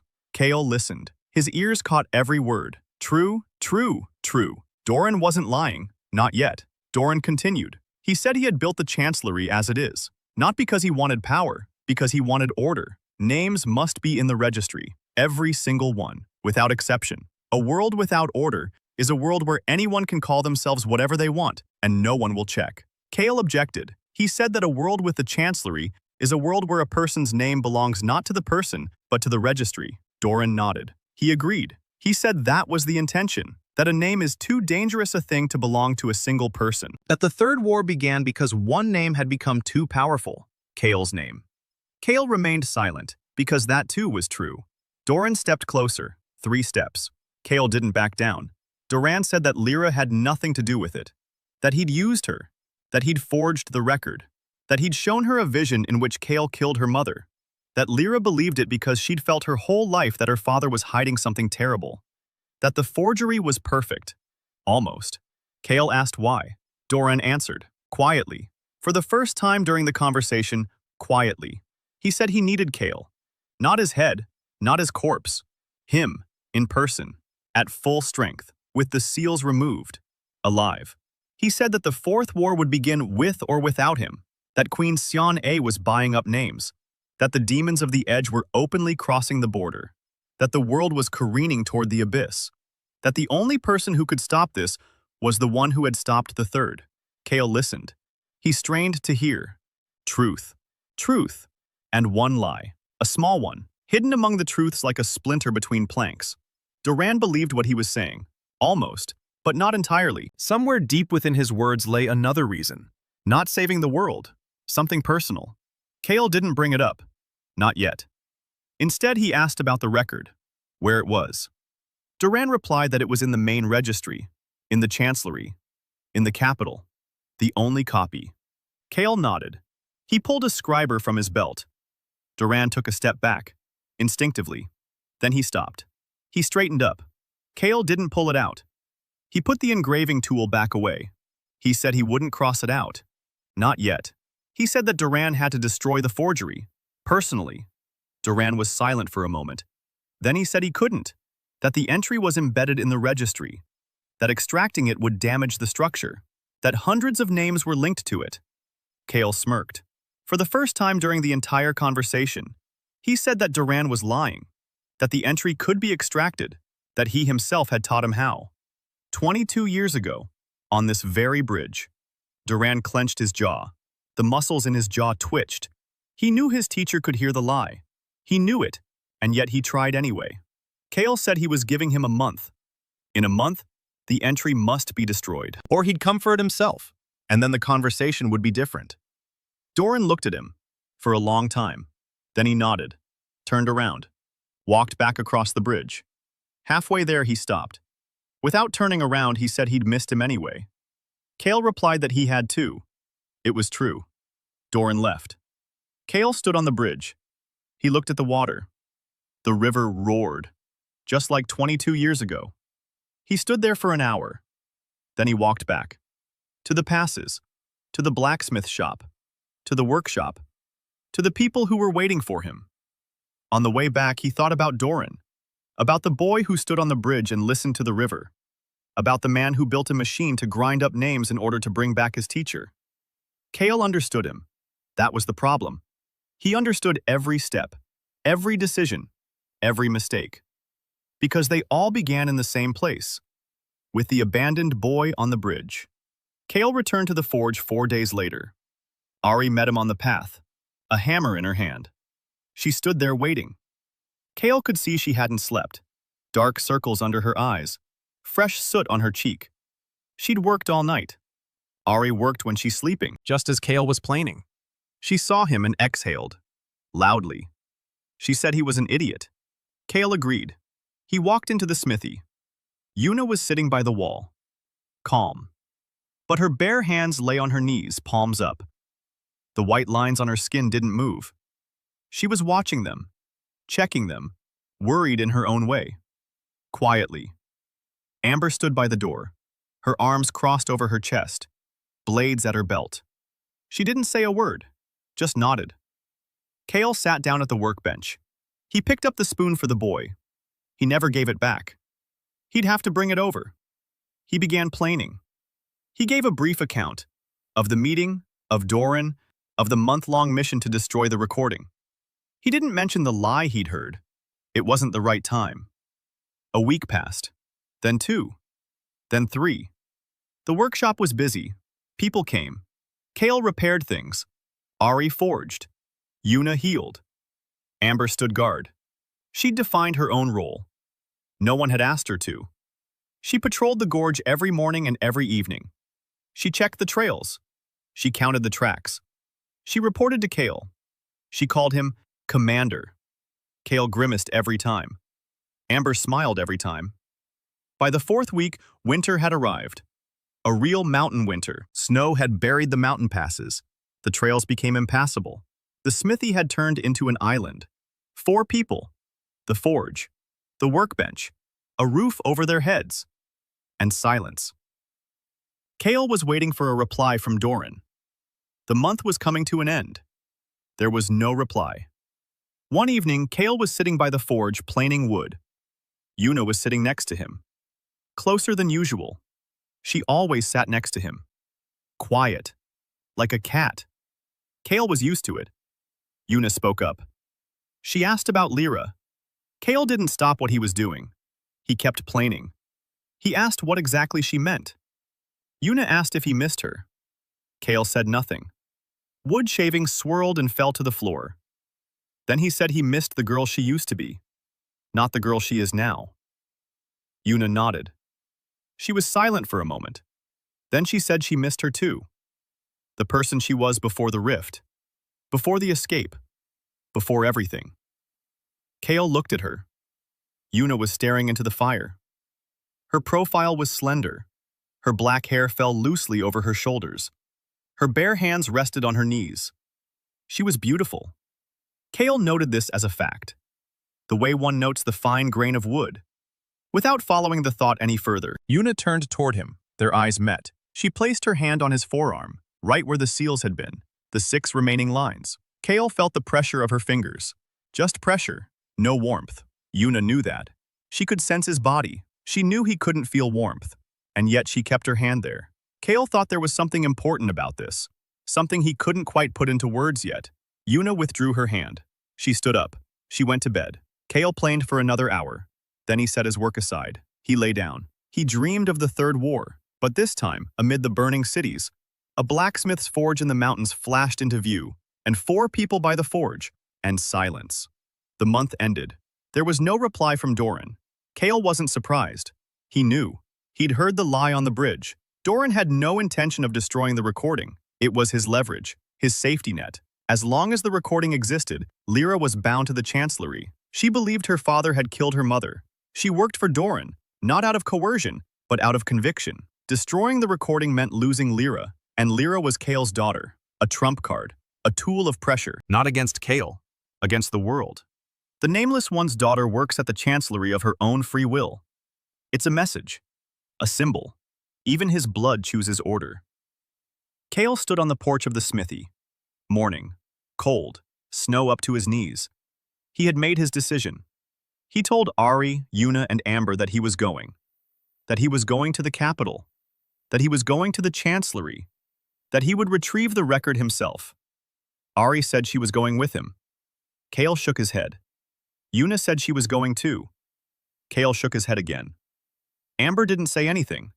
She just stood there. Kale looked at her. She looked at him. He could see she would go, with or without permission.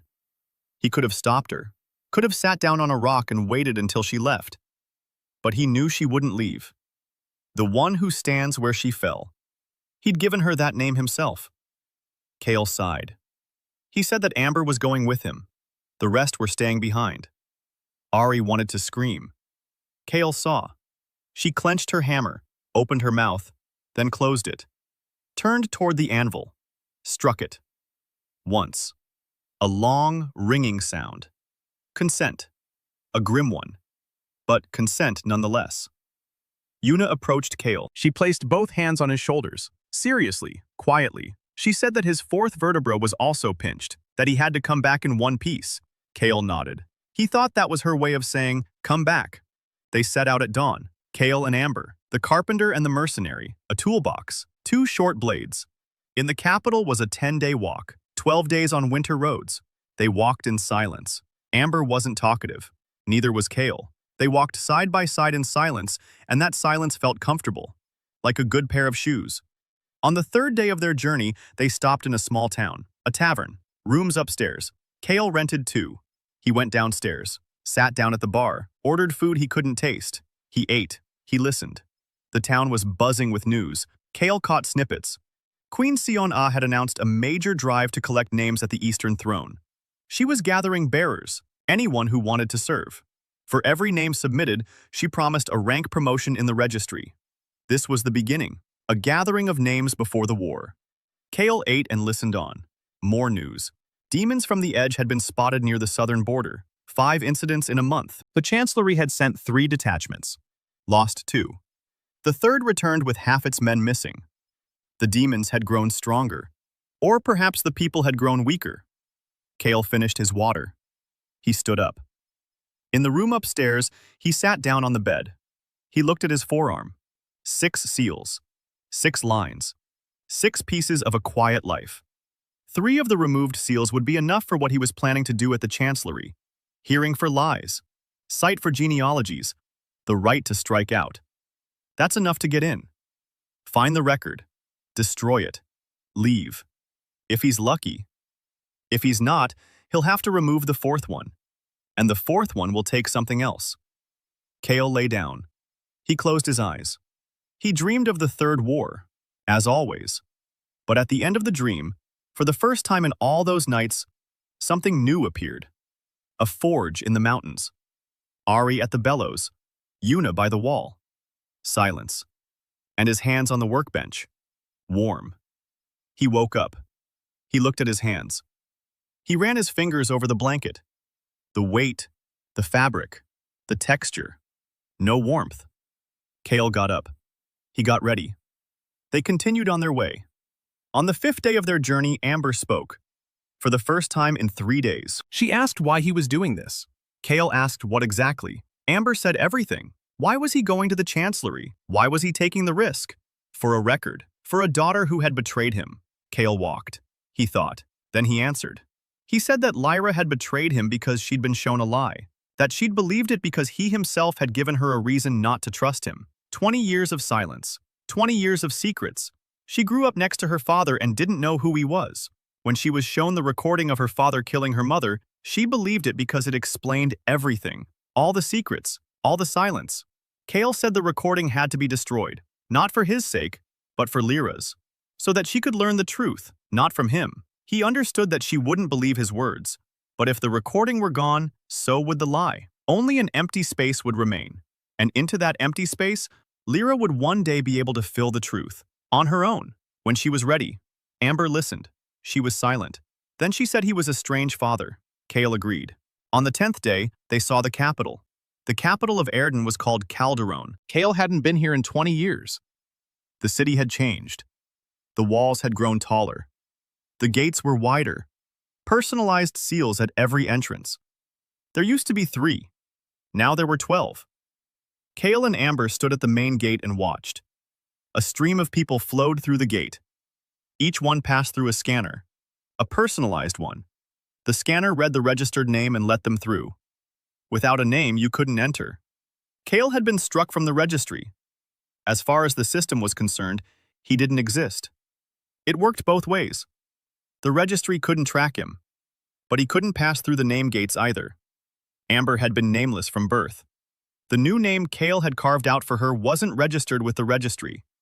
To the scanner, she didn't exist either. 2 invisible people at the gate.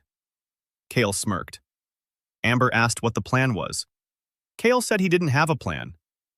Amber raised an eyebrow. Kale explained. He said that a plan is a structure. That a structure can be read. That Doran knows how to read structures. If Kale had a plan, Doran would read it like an open book. Therefore, there is no plan. There is a direction. Go in. Find the registry. Destroy the entry. Get out. The details would become clear as they went along. Amber said it was the worst plan she'd ever heard. Kale replied that it wasn't a plan. They walked around the wall. Calderon was surrounded by a stone wall 20 paces high. Personalized seals stood every 50 paces. A continuous circuit. Fly over the wall, dig under it, pass through it. Everything was monitored for anyone bearing a name. Kale wasn't a bearer. His name didn't exist in the registry. The seals were calibrated for names, for what exists, not for what does not. Kale approached the wall. He placed his palm against it. He listened. The sensors hummed, quietly, steadily. A network of name-based sensors, each tuned to detect the presence of a registered name. If a name is in the registry and enters the circuit without authorization, an alarm is triggered. If a name isn't in the registry, nothing happens. Because the system doesn't look for absence, it looks for presence. Kale withdrew his hand. He turned to Amber. He said they would go through the wall, right through it, because to the wall, they didn't exist. Amber looked at the wall, then at Kale. She said the wall was made of stone, and that the absence of a name didn't make them incorporeal. Kale agreed. He said they needed a door. Not a named one, an ordinary one, a physical one. They found it by evening, an old rainwater drain. The grate was rusty, the lock was ordinary, no named seals. Why put a seal on a drain 2 shoulders wide that a person in armor couldn't squeeze through? Kale and Amber weren't wearing armor. Amber removed her blades from her belt. Kale left the box outside. He only took a chisel and a gouge from his belt. They squeezed through the drain. Dirty, wet, filthy. But inside. Calderon was beautiful at night. Kale remembered it differently, dull, gray, and war-torn. Now the city was ablaze with lights. Street lamps on every corner. Storefronts. Signs. People on the streets even at this late hour. The Chancellery had turned the capital into a showcase. Look how well people live under the registry. Kale and Amber walked through the streets. Dirty, in wet clothes. Vagrants. No one paid them any attention. In a big city, vagrants are invisible. The Grand Chancellery stood in the center. A massive building. White stone, columns, spires. It looked like a cathedral, only instead of stained glass windows, there were windows bearing personal seals. Kale stopped across the street. He looked. He listened. The building hummed with names. Thousands. Tens of thousands. The registry was inside. Every registered name in Erden was kept here. In scrolls. In scrolls. In stone. Names were carved into the walls, inscribed into the floor, embedded in the foundation. The registry was not just a building. It was a machine. A living mechanism made of names. Kale listened to the guards. 4 shifts. 12 bearers in each. Name traps at every entrance. Patrols inside. The archive on the lower levels. 3 underground floors. The main registry on the very bottom. He turned to Amber. He said he was going alone. Amber clenched her jaw. Kale explained. He said that inside the Chancellery, every step is monitored by name-based spells. A name-bearer would glow like a torch. But Kale isn't a name-bearer. He isn't in the registry. To the Chancellery's spells, he's invisible, like a ghost. Amber wasn't a bearer of a registered name either, but her new name resonated. Roughly, harshly. It created a vibration. A small one, but enough for the traps to react. Not to the name, to the anomaly. Kale couldn't take the risk. Amber listened. She clenched her teeth. She called him Commander. Kale didn't correct her. He told her to wait. If he didn't come out before dawn, she was to leave. Not to the blacksmiths, not to Ari and Yuna. Far away, somewhere safe. Amber didn't say anything. Kale knew she wouldn't leave, but he had to say it. He left, across the street, to the side wall of the Chancellery. He found a window on the first floor. Narrow, decorative, without a nameplate. Why put a nameplate on a slit the width of a palm? Kale took out a chisel. He worked on the frame. Quietly, carefully. 20 years of carpentry experience. The frame gave way. The window opened. He squeezed through. It was dark inside. Kale stood in the hallway, marble beneath his feet.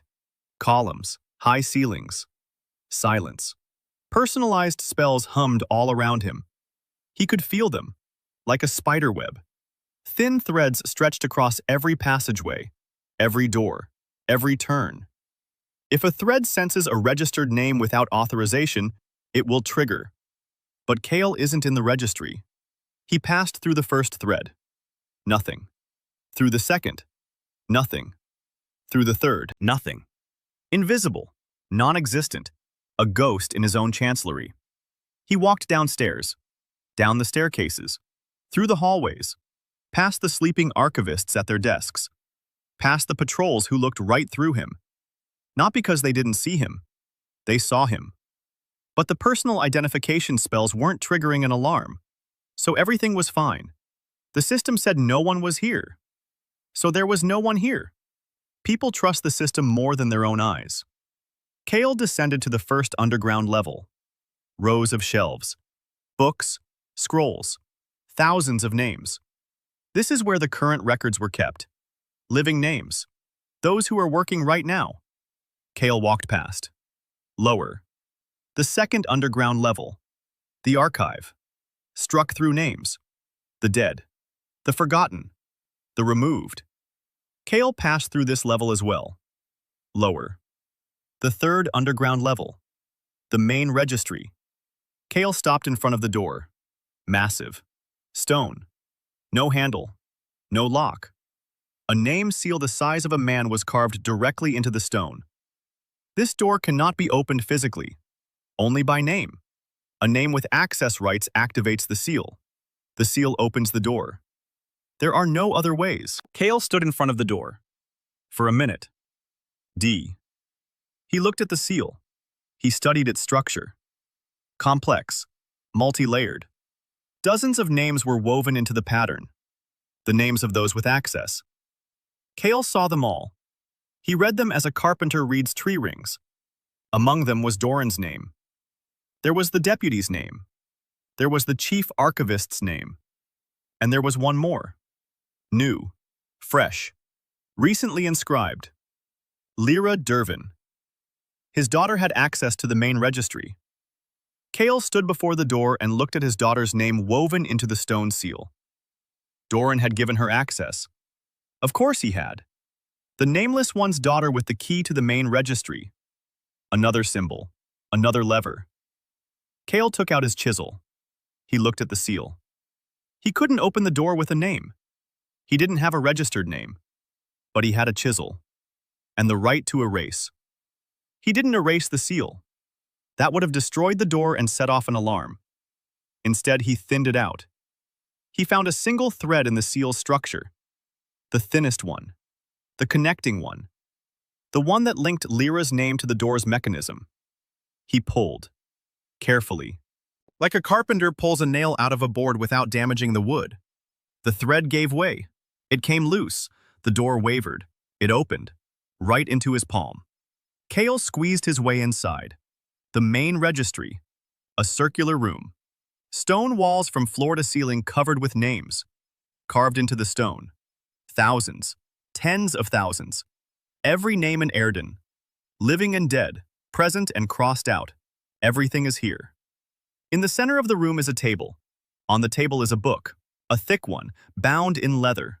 The current registry. Kale approached. He opened it. The pages rustled beneath his fingers. Names, entries, dates. He was searching. Quickly. Precisely. He knew what to look for.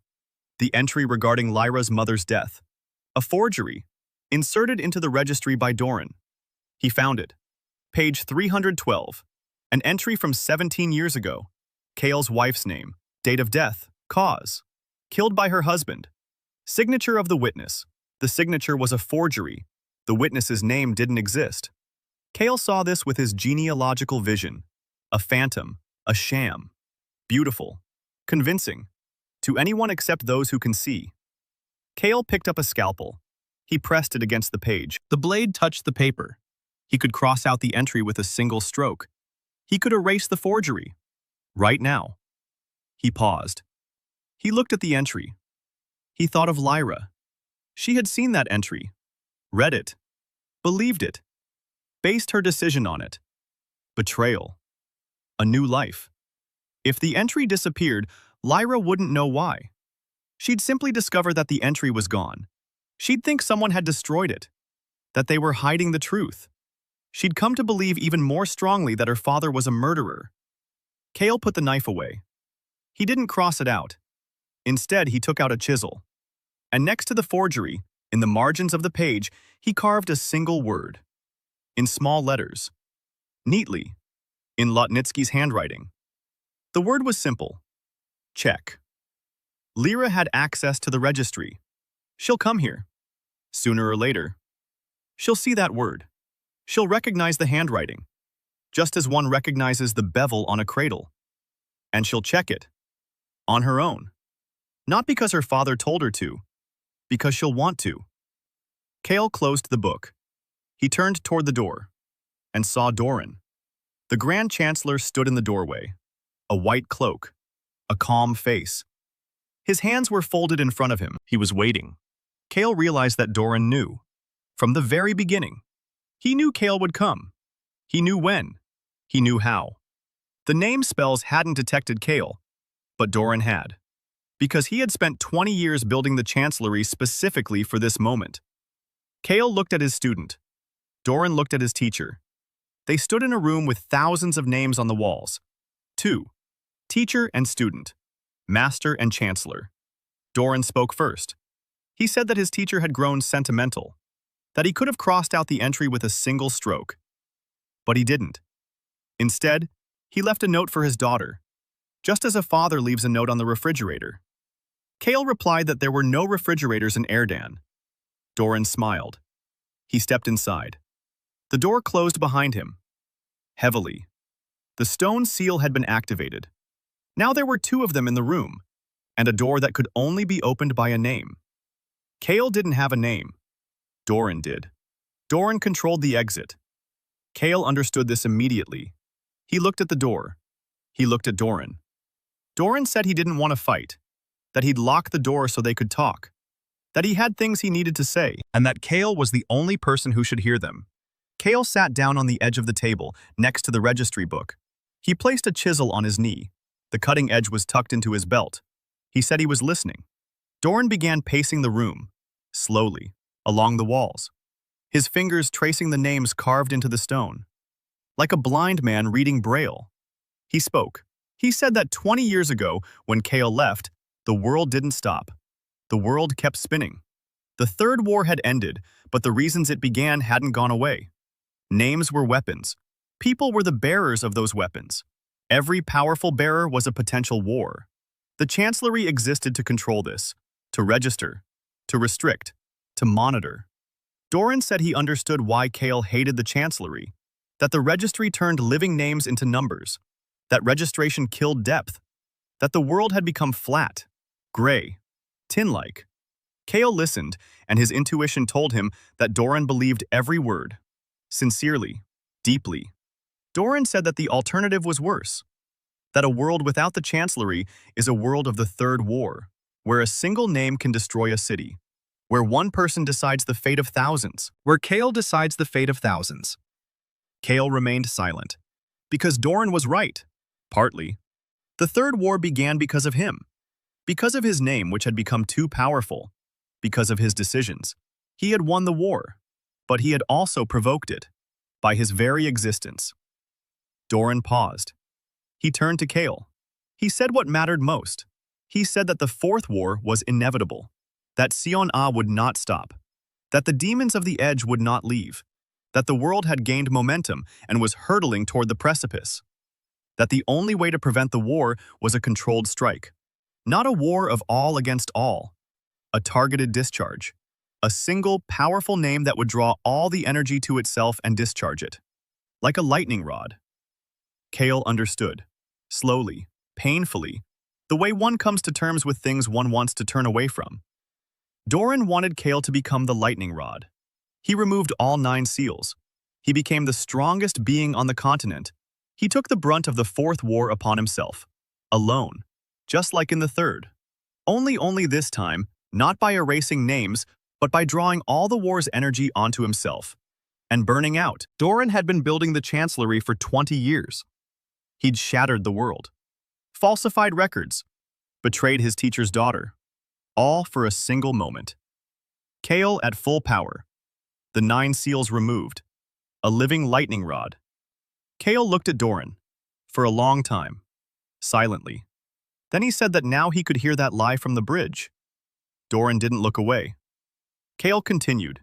He said that Doran believed in his plan, believed that the lightning rod would save the world. But the lie wasn't in the plan. The lie was in the motive. Doran wants Cale to burn, not for the sake of the world, for his own sake. Because 20 years ago, the teacher left and abandoned his student.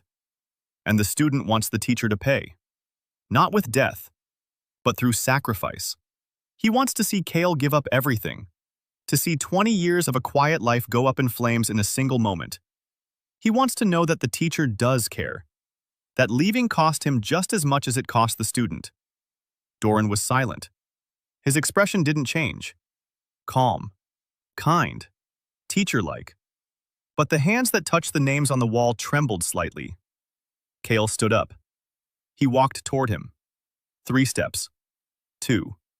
Doran didn't back away. Cale raised his hand. Doran tensed. Cale placed his palm on his shoulder, the way one would rest a hand on a cracked beam, the way he'd done with the commander on the trail. He closed his eyes. He saw Doran's name, in its entirety, all 20 rings: childhood, the bridge, apprenticeship, the teacher's departure, rage, pain, building, 20 years of work, power, loneliness. And at the very bottom, beneath all the layers, one quiet word: the boy.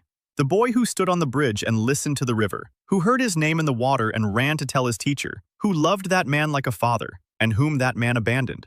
Cale opened his eyes. He moved his hand away. He looked at Doran. He said he was to blame, that he shouldn't have left like that he should have explained, said goodbye, let his student finish his training, that he was afraid, that after the Third War, he wanted nothing but silence and didn't think about those he was leaving behind, that it had been selfish, that for 20 years he'd been planing wood without a thought for the boy on the bridge, and that it was unforgivable.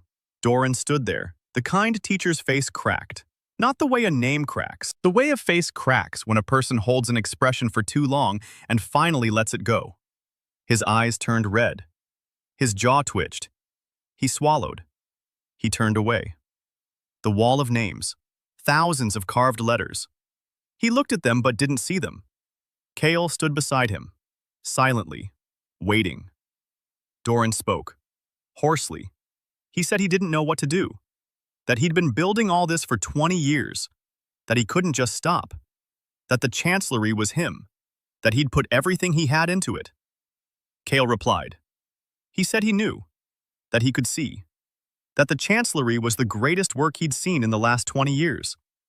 Doran turned around, quickly, surprised. Cale continued. He said that Doran had built a machine, a huge one, a complex one, a working one. Only the machine was set up wrong. It grinds up names instead of storing them. It erases instead of preserving. It controls instead of helping. But the machine itself is flawless. It doesn't need to be destroyed. It needs to be reconfigured. Doran listened. Cale saw in his eyes that something shifted.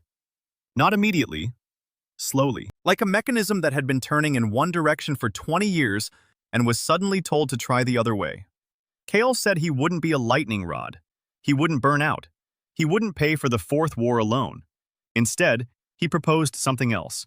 To reconfigure the chancellery, together, teacher and student, to transform the registry from a prison for names into a workshop, a place where names are shaped, not merely registered, where each name is given depth, not just a number.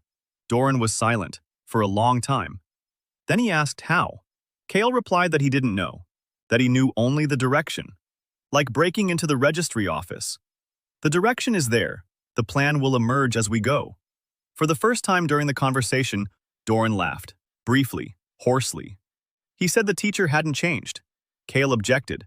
He said he had changed. He'd spent 20 years whittling wood. He'd learned patience. Doran looked at the door, then at Cale, then at the registry book on the table. He reached out, opened the book. Page 312. A forged entry. The word check carved out next to it in a carpenter's handwriting. Doran touched the entry with his finger and crossed it out. With his own hand, with his own name. The entry melted away. The letters faded. The paper smoothed out. Only one word remained. Check. Cale looked at the empty space where the forgery had been, then at Doran. He nodded. Doran activated the seal. The door opened. Kale stepped toward the exit. He stopped at the threshold. He said, "The cradle." Duran asked which one. Kale replied, "The one from the first night." He hadn't finished the side panel. It was rough. The baby could get a splinter. He'd finish it and send it, not to Doran but to Lyra, for the future. Doran stood in the room with thousands of names. Alone. The teacher was leaving again. But this time, he said when he'd return. Kale climbed the stairs. He left the chancellery through the same window. Amber was waiting across the street. She was sitting on a rock, blades on her lap. She hadn't been sleeping. She saw him. She stood up. Kale said the record had been destroyed. Amber asked how. Kale replied that Doran had destroyed it himself. Amber raised an eyebrow. She looked at Kale, then at the chancellery, then back at Kale. She said he was a strange commander. Kale grimaced. They left the capital before dawn, through the same drainage ditch, dirty, wet, alive. On the way back, Kale thought about Lyra. She'll go to the registry. She'll open the book. She'll see an empty space on page 312. She'll see the word check. She'll recognize the handwriting, and she'll start checking. On her own, without her father, without Doran, with her own hands. Because the truth you find yourself holds faster than the truth you're given. Kale knew this. He was a carpenter. He knew that the strongest joint is the one a person makes themselves. Kale and Amber returned to the smithy 12 days later. Winter was receding. The snow on the trails had become loose. Gray stones peeked out from beneath the white, like bones beneath skin. Ari stood by the anvil. She was hammering. The ringing echoed through the gorge. She saw them on the trail and stopped. The hammer froze in midair. Then it came down. Not on the anvil, on the workbench. Ari walked toward them, quickly, almost running. She stopped 3 steps away. She looked at Kale, at Amber, at their dirty clothes, at their tired faces. She said they stank. Kale agreed. Una came out of the smithy, quietly, as always. She looked at Kale, at his hands, at his face. She approached. She didn't put her hand on his back. She just stood next to him. Close. Kale could feel the pressure of the air between them. Not warmth. Pressure. That was enough. He told her, briefly, about the chancellery, about the registry, about Doran, about the destroyed record, about the word check on page 312. Ari listened with her mouth agape. Una listened with her eyes closed. Amber stood by the wall cleaning the blades. When Kale finished, Ari said he was crazy. Then she said it was beautiful. Then she got angry that she'd said it was beautiful. Una opened her eyes. She asked, "What now?" Kale replied that now they were getting to work, that Doran had given them time. Not much. A few months.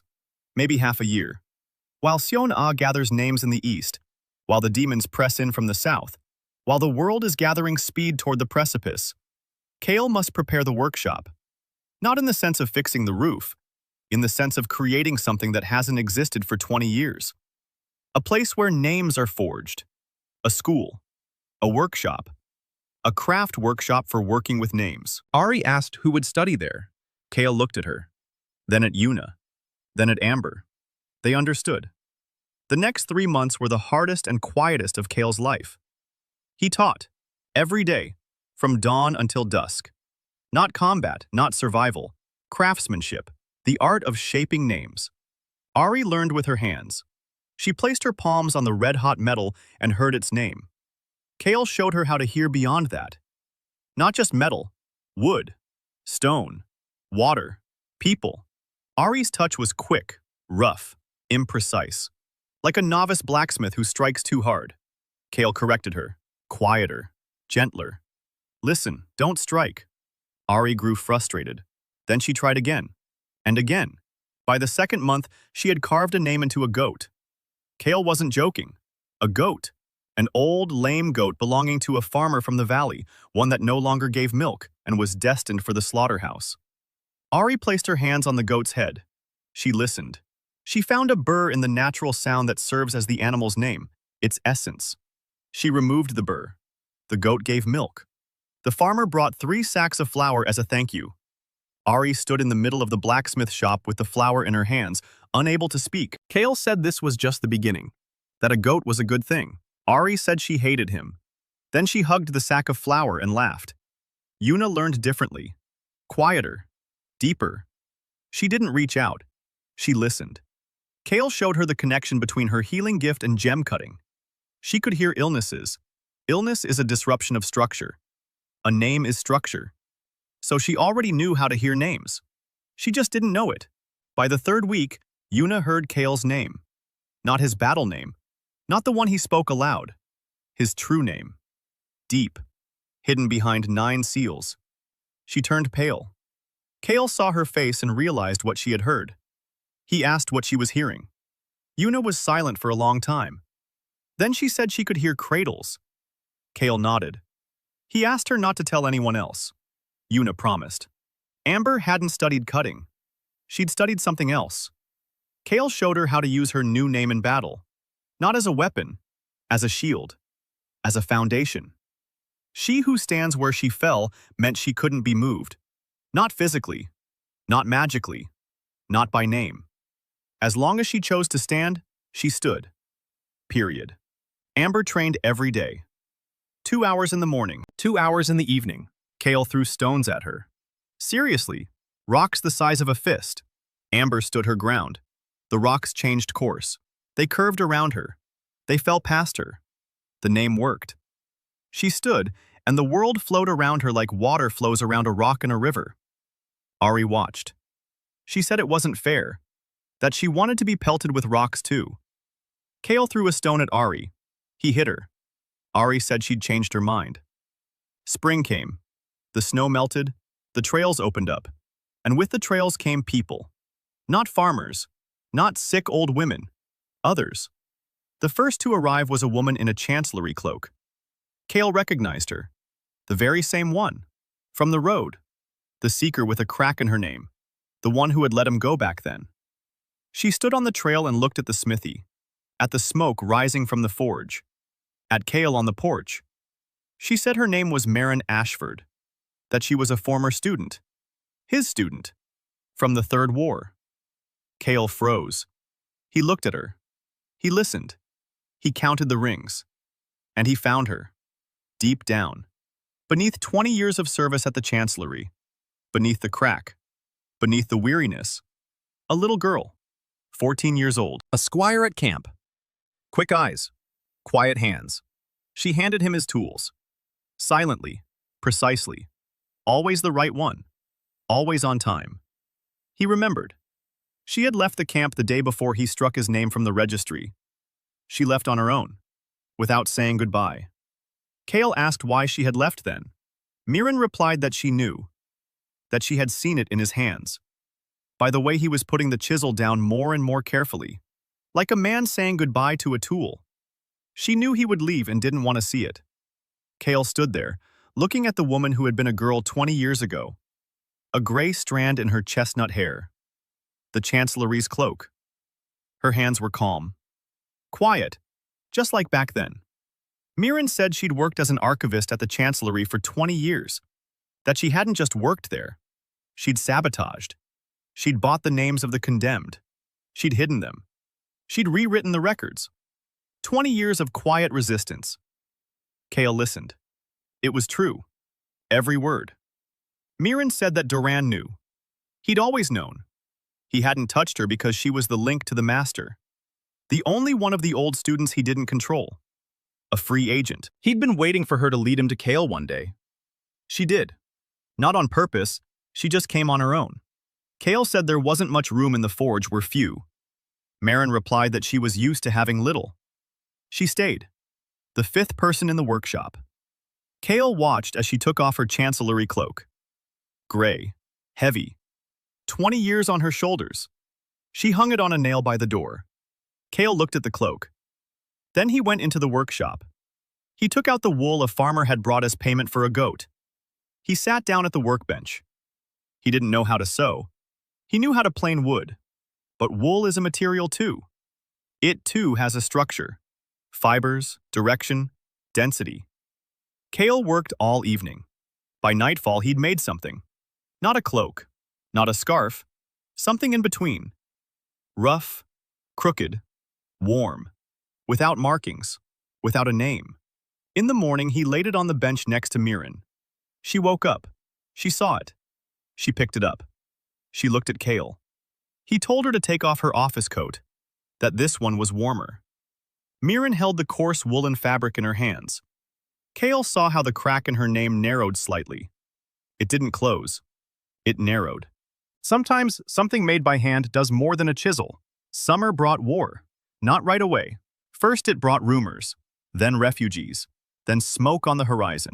Queen Seon-ah marched her army of names westward, without declaring war. Formally, it was a peaceful campaign, a census, a mobile registry office. Every resident of the western provinces was offered the chance to re-register their name, free of charge, voluntarily. Those who refused were struck from the registry. Those who agreed received a new name, dull, compliant, tied to Queen Seon-ah's registry rather than the Chancellery's general registry. The Queen was building her own system, a parallel one, a separate one. Kale learned of this from the refugees. 3 families arrived in the gorge in the span of a single week, without names, without possessions, with children in their arms. Yuna treated them. Ari forged knives for hunting and chopping wood. Amber built shelters. Miran wrote down names, the ones they had, the ones that had been taken away. She memorized them for the future. Kale carved. Spoons, bowls, window frames. Simple things for simple people who had nothing left but simple things. He worked and thought. Seon-ah was heading west. Demons were pressing in from the south. Duran's office held the center. 3 forces, 3 directions, all heading toward the precipice. A week later, a second letter arrived from Duran. A pigeon, a brass capsule, the same handwriting. Duran wrote that Seon-ah had requested a meeting, that she wanted Kale, alive, that she was proposing an exchange. She would halt the march west if Kale engraved her name. One action, one task, and the war would be postponed, perhaps forever. Kale read it. He folded it, put it away. Ari asked what was in the letter. Kale told her. Ari said it was a trap, that Seon-ah doesn't want the gem, but a weapon, that if Kale engraves the Queen's name, the Queen will become invincible, and then there won't be a war simply because there will be no one left to fight. Kale nodded. He said Ari was right, and that he'd go anyway. Ari struck the anvil with her hammer, 4 times in a row. The ringing echoed through the mountains like a cry. Yuna approached Kale, quietly. She asked why. Kale explained. He said he wouldn't go to engrave Seon-ah's name. He'd go to watch, to listen, to see, to understand what she really wanted. Because what a person asks for and what a person needs are 2 different things. Miran spoke up. For the first time since she'd been in the workshop, she spoke about business. She said she knew Seon-ah, that she'd worked on her files at the Chancellery, that the Queen had been registered at age 16, as an emergency measure, after the coup. The name was written crookedly, hastily, superficially, just like Yuna's, only worse. Yuna's name has a crack from a recording error. Seon-ah's has no depth at all. Her name is flat, like a tin badge, beautiful on the outside, empty on the inside. The Queen of the continent with the name of a village laundress. Kale listened. He thought. He understood. Seon-ah doesn't want the cut as a weapon. She wants depth. She wants to be real. 10 years on the throne with an empty name. 10 years of pretense. She holds the crown by force of will, not by the power of her name. And she's tired. Kale got ready in 2 days.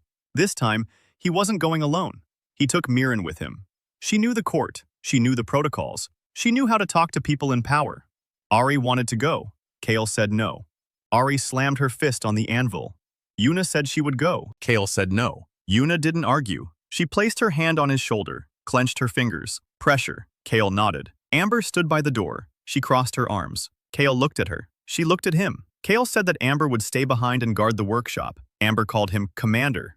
She agreed. The road to the east was long, 3 weeks on horseback. Miran secured the horses through old connections at the Chancellery. 20 years of sabotage had a vast network of contacts. They rode on. Kale was a poor rider. 20 years without practice. Miran rode with confidence. They talked along the way. For the first time in 20 years, Miran spoke little, but every word was precise, like a tool handed to him at just the right moment. She told him she'd been waiting for him. 20 years. Not like a girl waiting for a hero, like a master waiting for a job with no one to give it to. She had been collecting the names she'd saved. Dozens, Hundreds. People with no records in the registry. Alive, hidden, waiting. Kale listened. He understood. Mirren wasn't just sabotaging. She was building, quietly, for years, her own workshop, without a master, without a tool, on sheer stubbornness alone. He looked at her, chestnut hair, a strand of gray, a tired face, beautiful. 31 years old.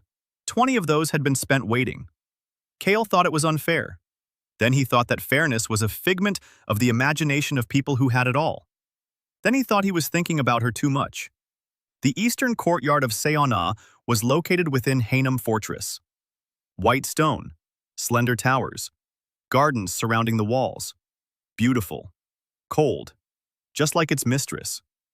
They were met at the entrance. Guards. 10 guards with names that sounded ready for battle. Mirren presented an old pass from the chancellery. They were let through. Seon-a received them in the throne room. Alone. Without advisors. Without guards. Black hair down to her waist. A white dress.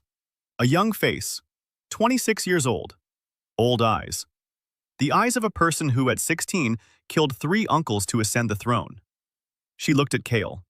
He looked at her. He listened. He saw. Her name was exactly as Mirren had described it. Flat. Tinny. Shiny on the outside. Empty on the inside. But Kale saw something else. Beneath the tin. Deep down. A seed. Tiny. Alive. Real. Like a sprout beneath a rock. The name was trying to grow. For 10 years. And it couldn't. The tin wouldn't let it. Seon-a spoke. Slowly, quietly. She never raised her voice. She said she was glad to see the nameless one. That she'd heard about his workshop. About the female blacksmith with the singing hammer. About the healer who heals with words. About the mercenary who can't be budged from her spot. That she was impressed. Kale replied that he, too, was impressed. That holding onto a throne with an empty name at 26 was a feat he'd never seen in his entire life. Seon-a froze. Kale saw her fingers clench the armrest of the throne. Her white knuckles. He had named the thing she'd been hiding from the whole world. The void. She knew what he saw. That was why she'd summoned him.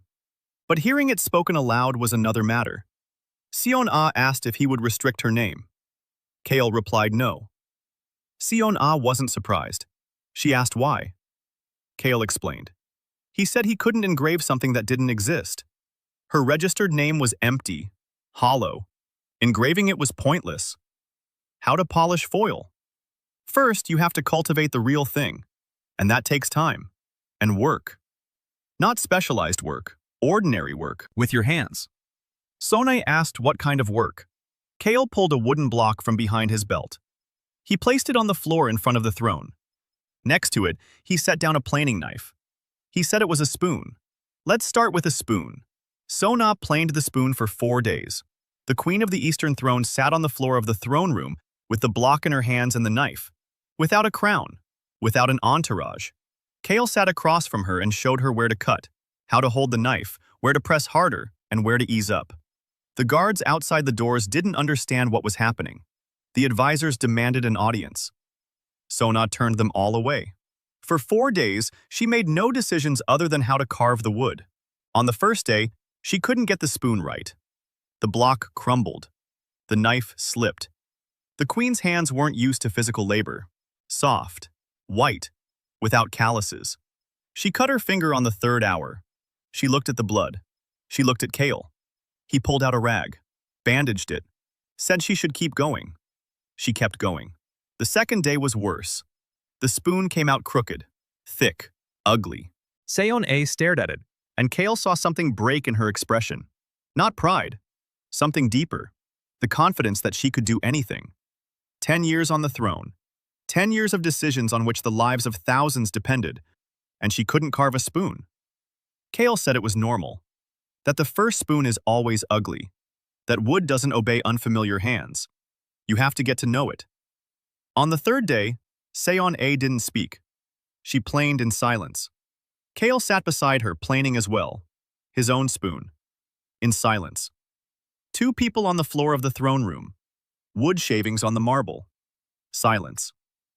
By evening on the third day, something had changed. Kale heard it. A tiny seed beneath the tin. A sprout. It stirred slightly, grew a little. Not from the carving, from the silence. From the fact that, for the first time in 10 years, the queen wasn't making decisions. She wasn't in control. She wasn't ruling. She was simply doing one small thing, with her hands. On the fourth day, a spoon took shape. Crooked, rough, with a cut on the handle where the knife had slipped. Uneven, ugly, and alive. Seon-A held it in her hands and looked at it. Kale looked at her. He saw how the sprout inside had grown a little more. Just a little. A millimeter. But it had grown. Seon-A looked up. Her eyes were wet. The queen of the Eastern Throne. The commander of the continent's strongest army of names. The woman who, at 16, had outplayed her 3 uncles. She was crying over a wooden spoon. Kale did what he would have done for any child who was crying. He stroked her head. Gently. Just as he had stroked Lyra's when she was 6. Seon-A froze. Mirin stood by the wall. She saw it. Her face didn't change, but her hands clenched slightly. Kale withdrew his hand. He said the spoon was nice, that a first attempt, it was good, that now she knew what it was like. To make something with her own hands, for herself. Not for the authorities, not for war, for herself. Seon-A wiped her eyes with the back of her hand, like a child. Then she straightened up, the queen again. She asked what would happen next. Kale said she would stop the march westward. Seon-A asked, in exchange for what? Kale said, not an exchange. This isn't a bargain. If she wants the seed inside her to grow, she needs to stop burning the world around her. A true name doesn't grow on ashes. It grows where it's quiet, where hands make simple things, where no one dies for someone else's emptiness. Seon-A was silent for a long time. Then she stood up. She walked over to the window. She looked at the city, at the walls, at the towers, at the army assembled for the campaign. She turned around. She said she would stop it. Not forever, for a while, until the sprout grows. Kale nodded. That would be enough. They left the next morning. Mirin was silent the whole way to the border of the eastern lands. Then she spoke. She asked why he had stroked the queen's head. Kale replied that she had been crying. Mirin looked at him. For a long time. Then she turned away. Kale didn't understand what he'd done wrong, or what he'd done right. After 2 days of travel, they stumbled upon a detachment. Not a bureaucratic one. Not a royal one. A different kind. 5 people in black robes without insignia, without names. Kale stopped. He listened. And a chill ran down his spine, not from fear, from recognition. The demons of the edge. He hadn't seen them in 20 years. They hadn't changed. 5 figures on the road, human on the outside, empty on the inside. Not like Amber. Amber was empty because her name had been taken away. These were empty because they fed on others. They devoured, digesting. Kale dismounted. He stood on the road. Mirin dismounted behind him. She stood beside him. He told her to step back. She didn't. The demons were staring at Kale. He was staring at them. 20 years ago, they had tried to devour his name. It was the only time they had failed. Kale was the only person whose name they had tasted and then spat out. He didn't know why. He didn't know then. Now he knew. His real name was about creation. The demons fed on destruction, fear, pain, rage. His name wasn't made of those things. It was made of wood and shavings and warm hands on a workbench. There was nothing for them to eat. Fall. The workshop had grown. Kale had added 2 rooms, one for Yuna, a healing room, with a table and shelves for herbs. The second was a common room, a large one, with a long table that could seat 10 people. People came every day, not just for repairs, for names. Word had spread throughout the West. In the Gray Passes lives a master who makes names real. Kale couldn't engrave them all. Physically, it was impossible. Engraving required strength, time, and precision. He could work on 1 name a day, sometimes 2, but no more. That's why he taught. Ari engraved simple names, those of animals, tools, trees. Yuna worked with damaged names. She healed cracks. She inserted wedges. Kale handled the complex cases. People. Those whom the Chancellery had struck from the records. Those to whom Sion-Ah had assigned flat names. Those who arrived empty and waited. Mirren coordinated. She took notes. She organized. 20 years of archival work had made her the perfect administrator. She knew who had come. From where. Why. Who was urgent. Who could wait. Amber stood guard. Silently. Reliably. No one entered the gorge unnoticed. The workshop was in full swing.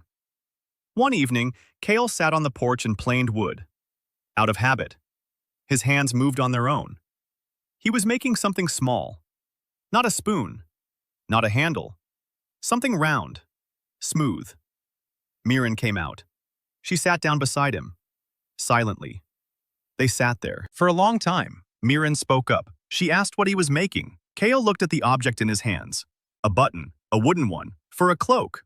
That coarse woolen cloak he'd made for her a month ago. He could see that the cloak was coming apart at the chest. A button was missing. Mirren looked at the button. At Kale. At the button. Kale held it out to her. She took it. Their fingers touched. Kale felt the pressure. Skin against skin. No warmth. He was used to it by now. The third seal had taken away the warmth of touch, and he'd learned to live without it. But Mirren didn't pull her hand away.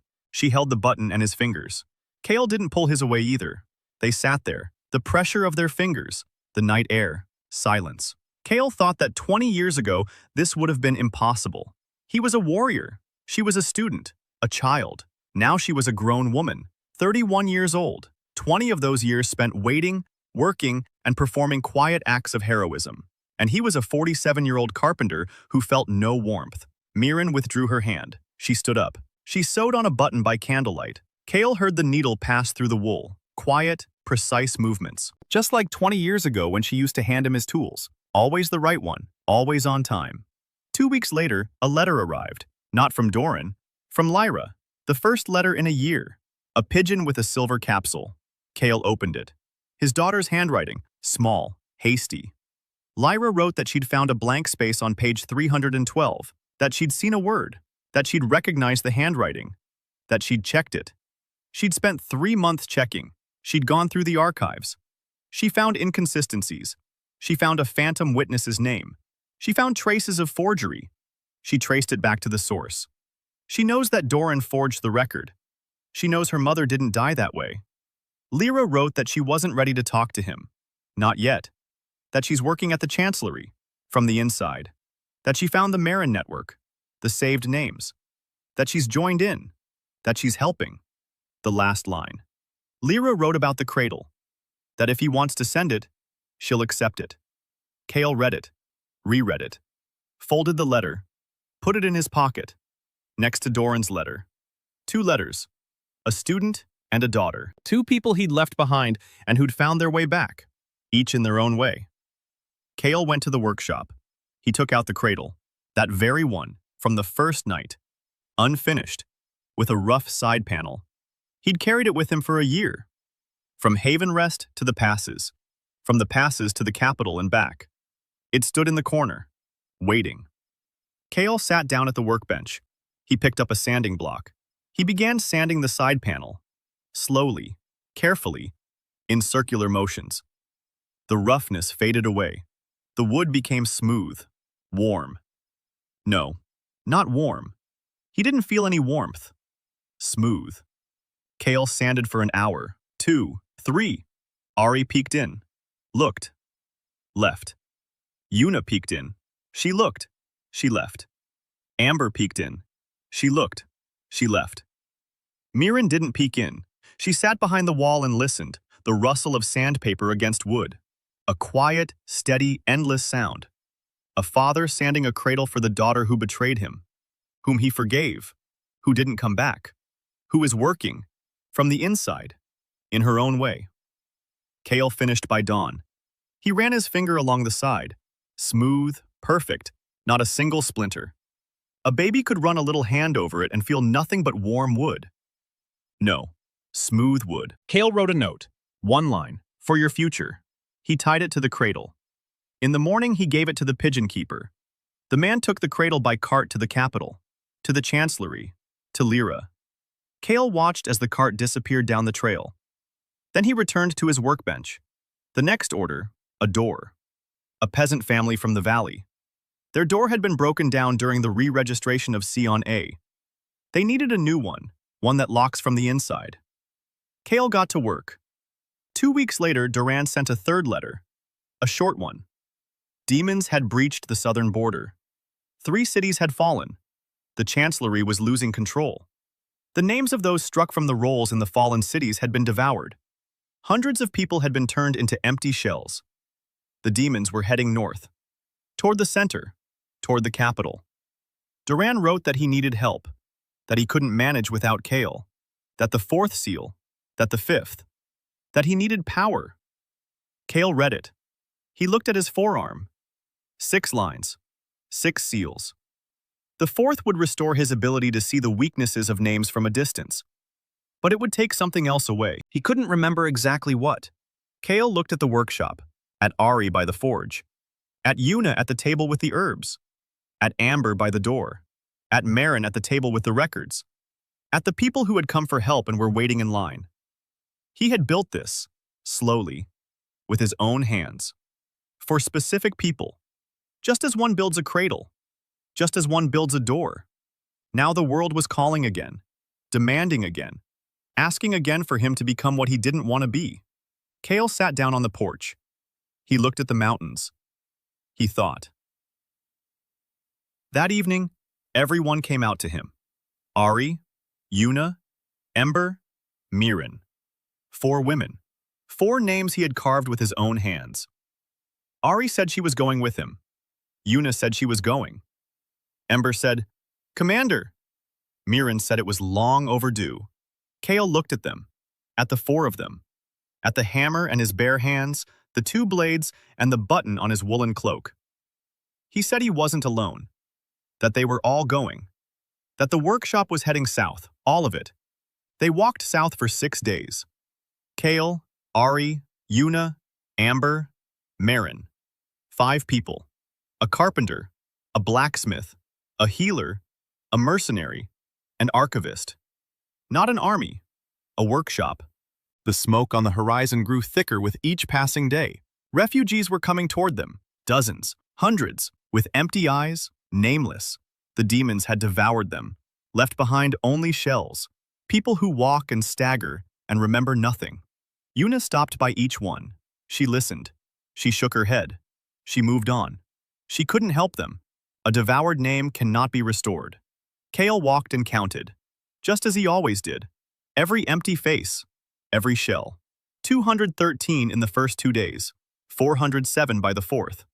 He remembered every single one. On the 5th day they met Doran. The Grand Chancellor stood by a burning village. His cloak was torn.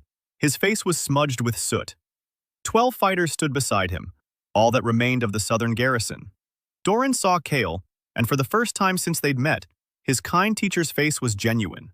No mask. Just a tired, frightened man. Kale stepped forward. He looked at the village. The houses were burning. Not with fire. With the same flame he'd seen in Havenrest on the night of the betrayal. The flame of life ending. Demons were inside. Hundreds, hundreds of them. Kale could feel them.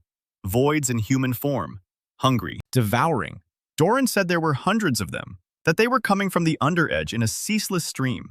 That the chancellery had tried to strike them out. It was useless. Demons have no names that can be struck out. They themselves are the ones struck out. The void that devours the whole. Kale listened. He thought. He looked at his forearm. 6 seals. He removed the 4th one. Right there, standing by the burning village. The line broke, and the world parted. The 4th seal restored his long-range vision, the ability to see the structure of names from a distance. Not just 5 steps away, 500, 5,000. Kale raised his head and saw the entire South. Like a map, like a diagram.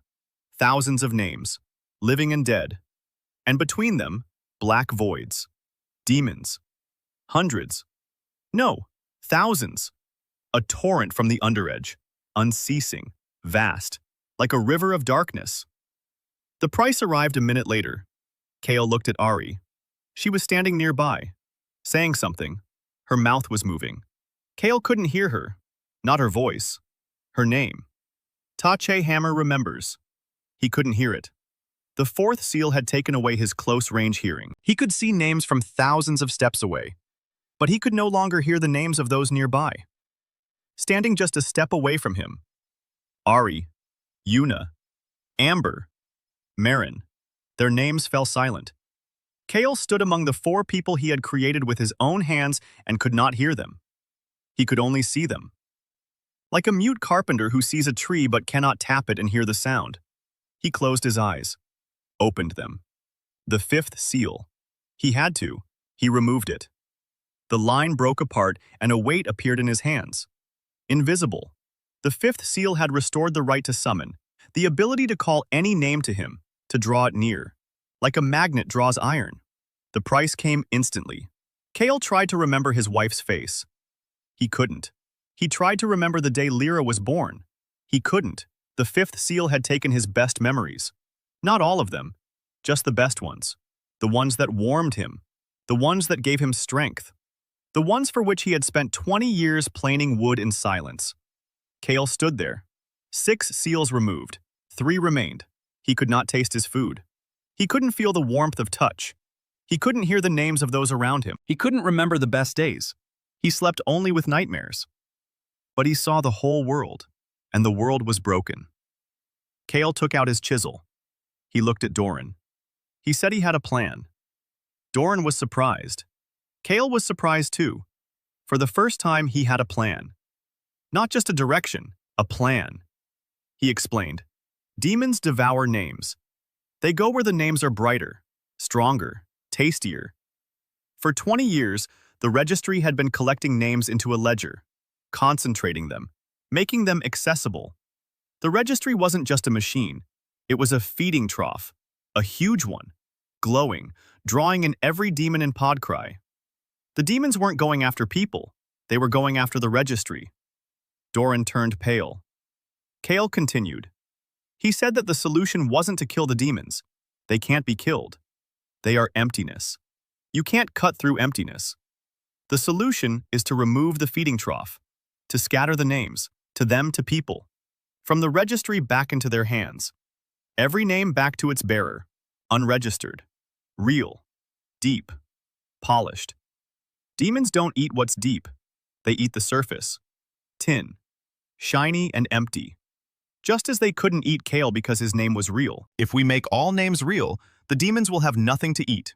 Doran listened. Kale saw his face change, like a mechanism that had been turning in one direction for 20 years and was slowly beginning to turn the other way. Doran asked how. How to cut thousands of names. Tens of thousands. Kale couldn't do it alone. Physically, Kale replied that he wasn't alone. That Ari knew how. That Yuna knew how. That they could teach others. That if the Chancellery transformed from a control machine into a cutting workshop, every archivist could become a cutter. Not in a day, over the years. But we can start now.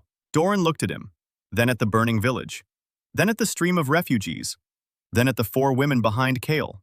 The blacksmith with her singing hammer, the healer with her healed crack, the mercenary who couldn't be budged, the archivist with a wooden button on her woolen cloak.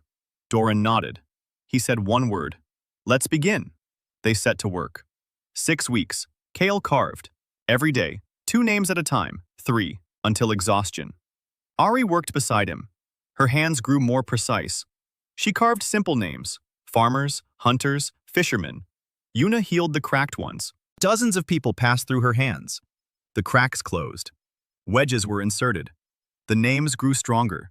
Miran organized. Lists, queues, priorities. 20 years of archival work finally found a real use.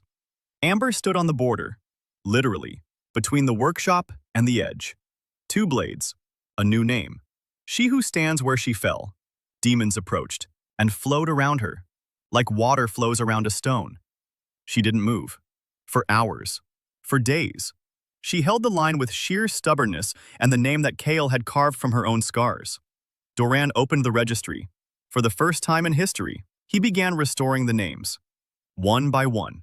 The archivists, under Miran's guidance, learned the art of polishing. Roughly, slowly, imperfectly. But they learned. The first polished names returned to their bearers. People changed. Not instantly, gradually. The tinny ring in their voices grew quieter, deeper, warmer.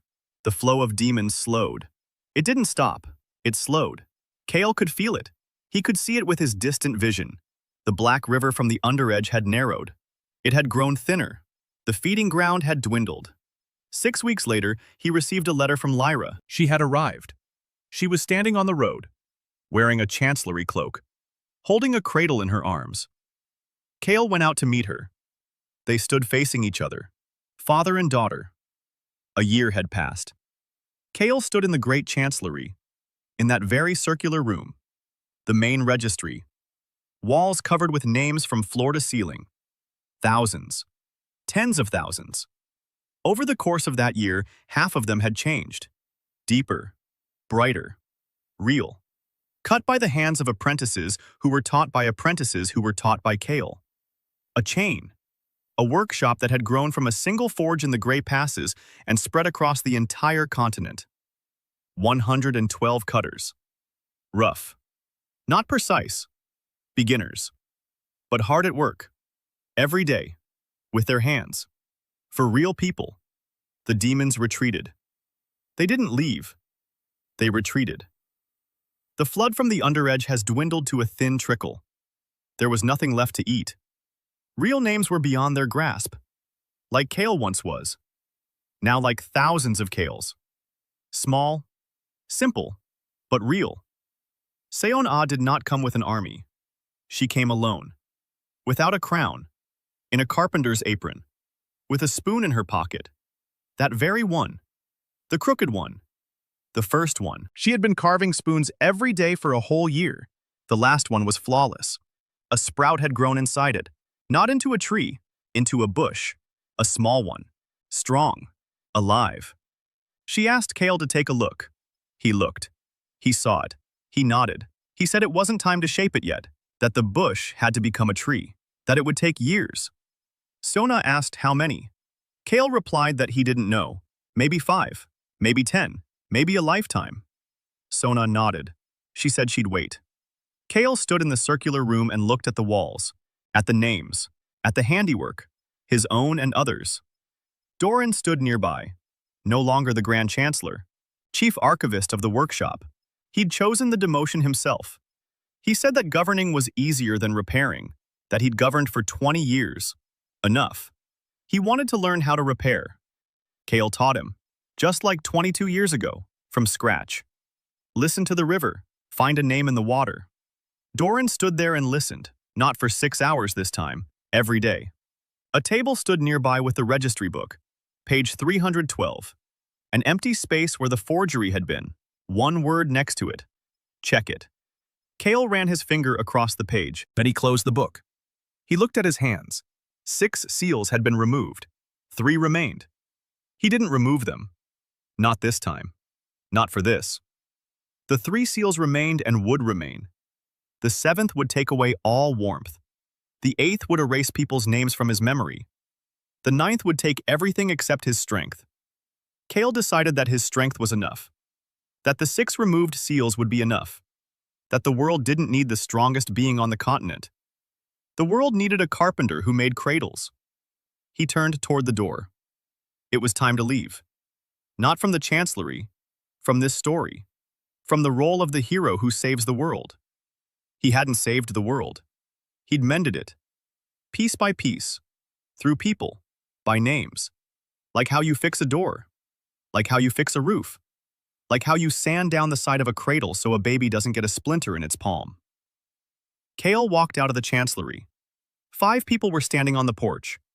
Ari, a hammer on her shoulder, red hair blowing in the wind, soot on her cheek. As always, she saw him and said it was time to get to work.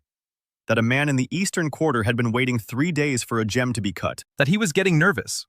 That Ari had tried to calm him down but only made things worse because she was shouting and he was deaf in both ears. Yuna, hands without gloves. The white lines didn't move. The crack held. The wedge holds. She stood next to Ari and smiled. Quietly. Like a crack running the other way. Amber, 2 blades at her belt. a scar across her bridge, arms crossed. She looked at Kale. "Commander," she said. Kale didn't flinch, for the first time. He's used to it. Mirren, chestnut hair, a gray strand, a woolen cloak with a wooden button. She stood slightly to the side, not in front, not behind. Beside him, as always. Quiet, precise. In her place. Their eyes met. Kale felt no warmth. The third seal had taken it away. But there was something else. Not warmth, pressure, a presence. The knowledge that this person was standing beside him and wouldn't go anywhere. She hadn't left for 20 years, and now she wouldn't leave. That was enough. Lyra. She was the last one standing. In the Chancellery's cloak, a friend. Not gray, blue. The new uniform of the new Chancellery. A workshop, not a prison.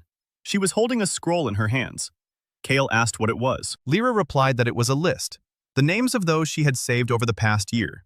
43.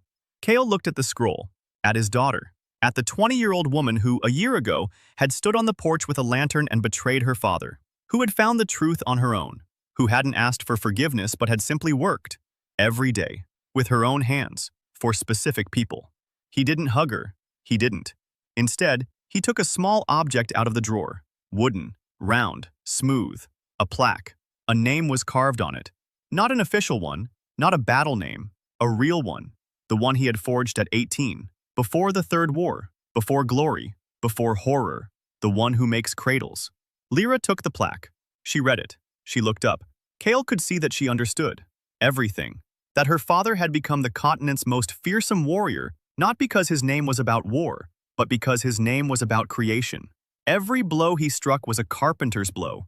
Every stroke that erased was clearing a space for something new. He didn't destroy the world. He shaped it, like a log, like a plank. He removed the excess. He left what was needed.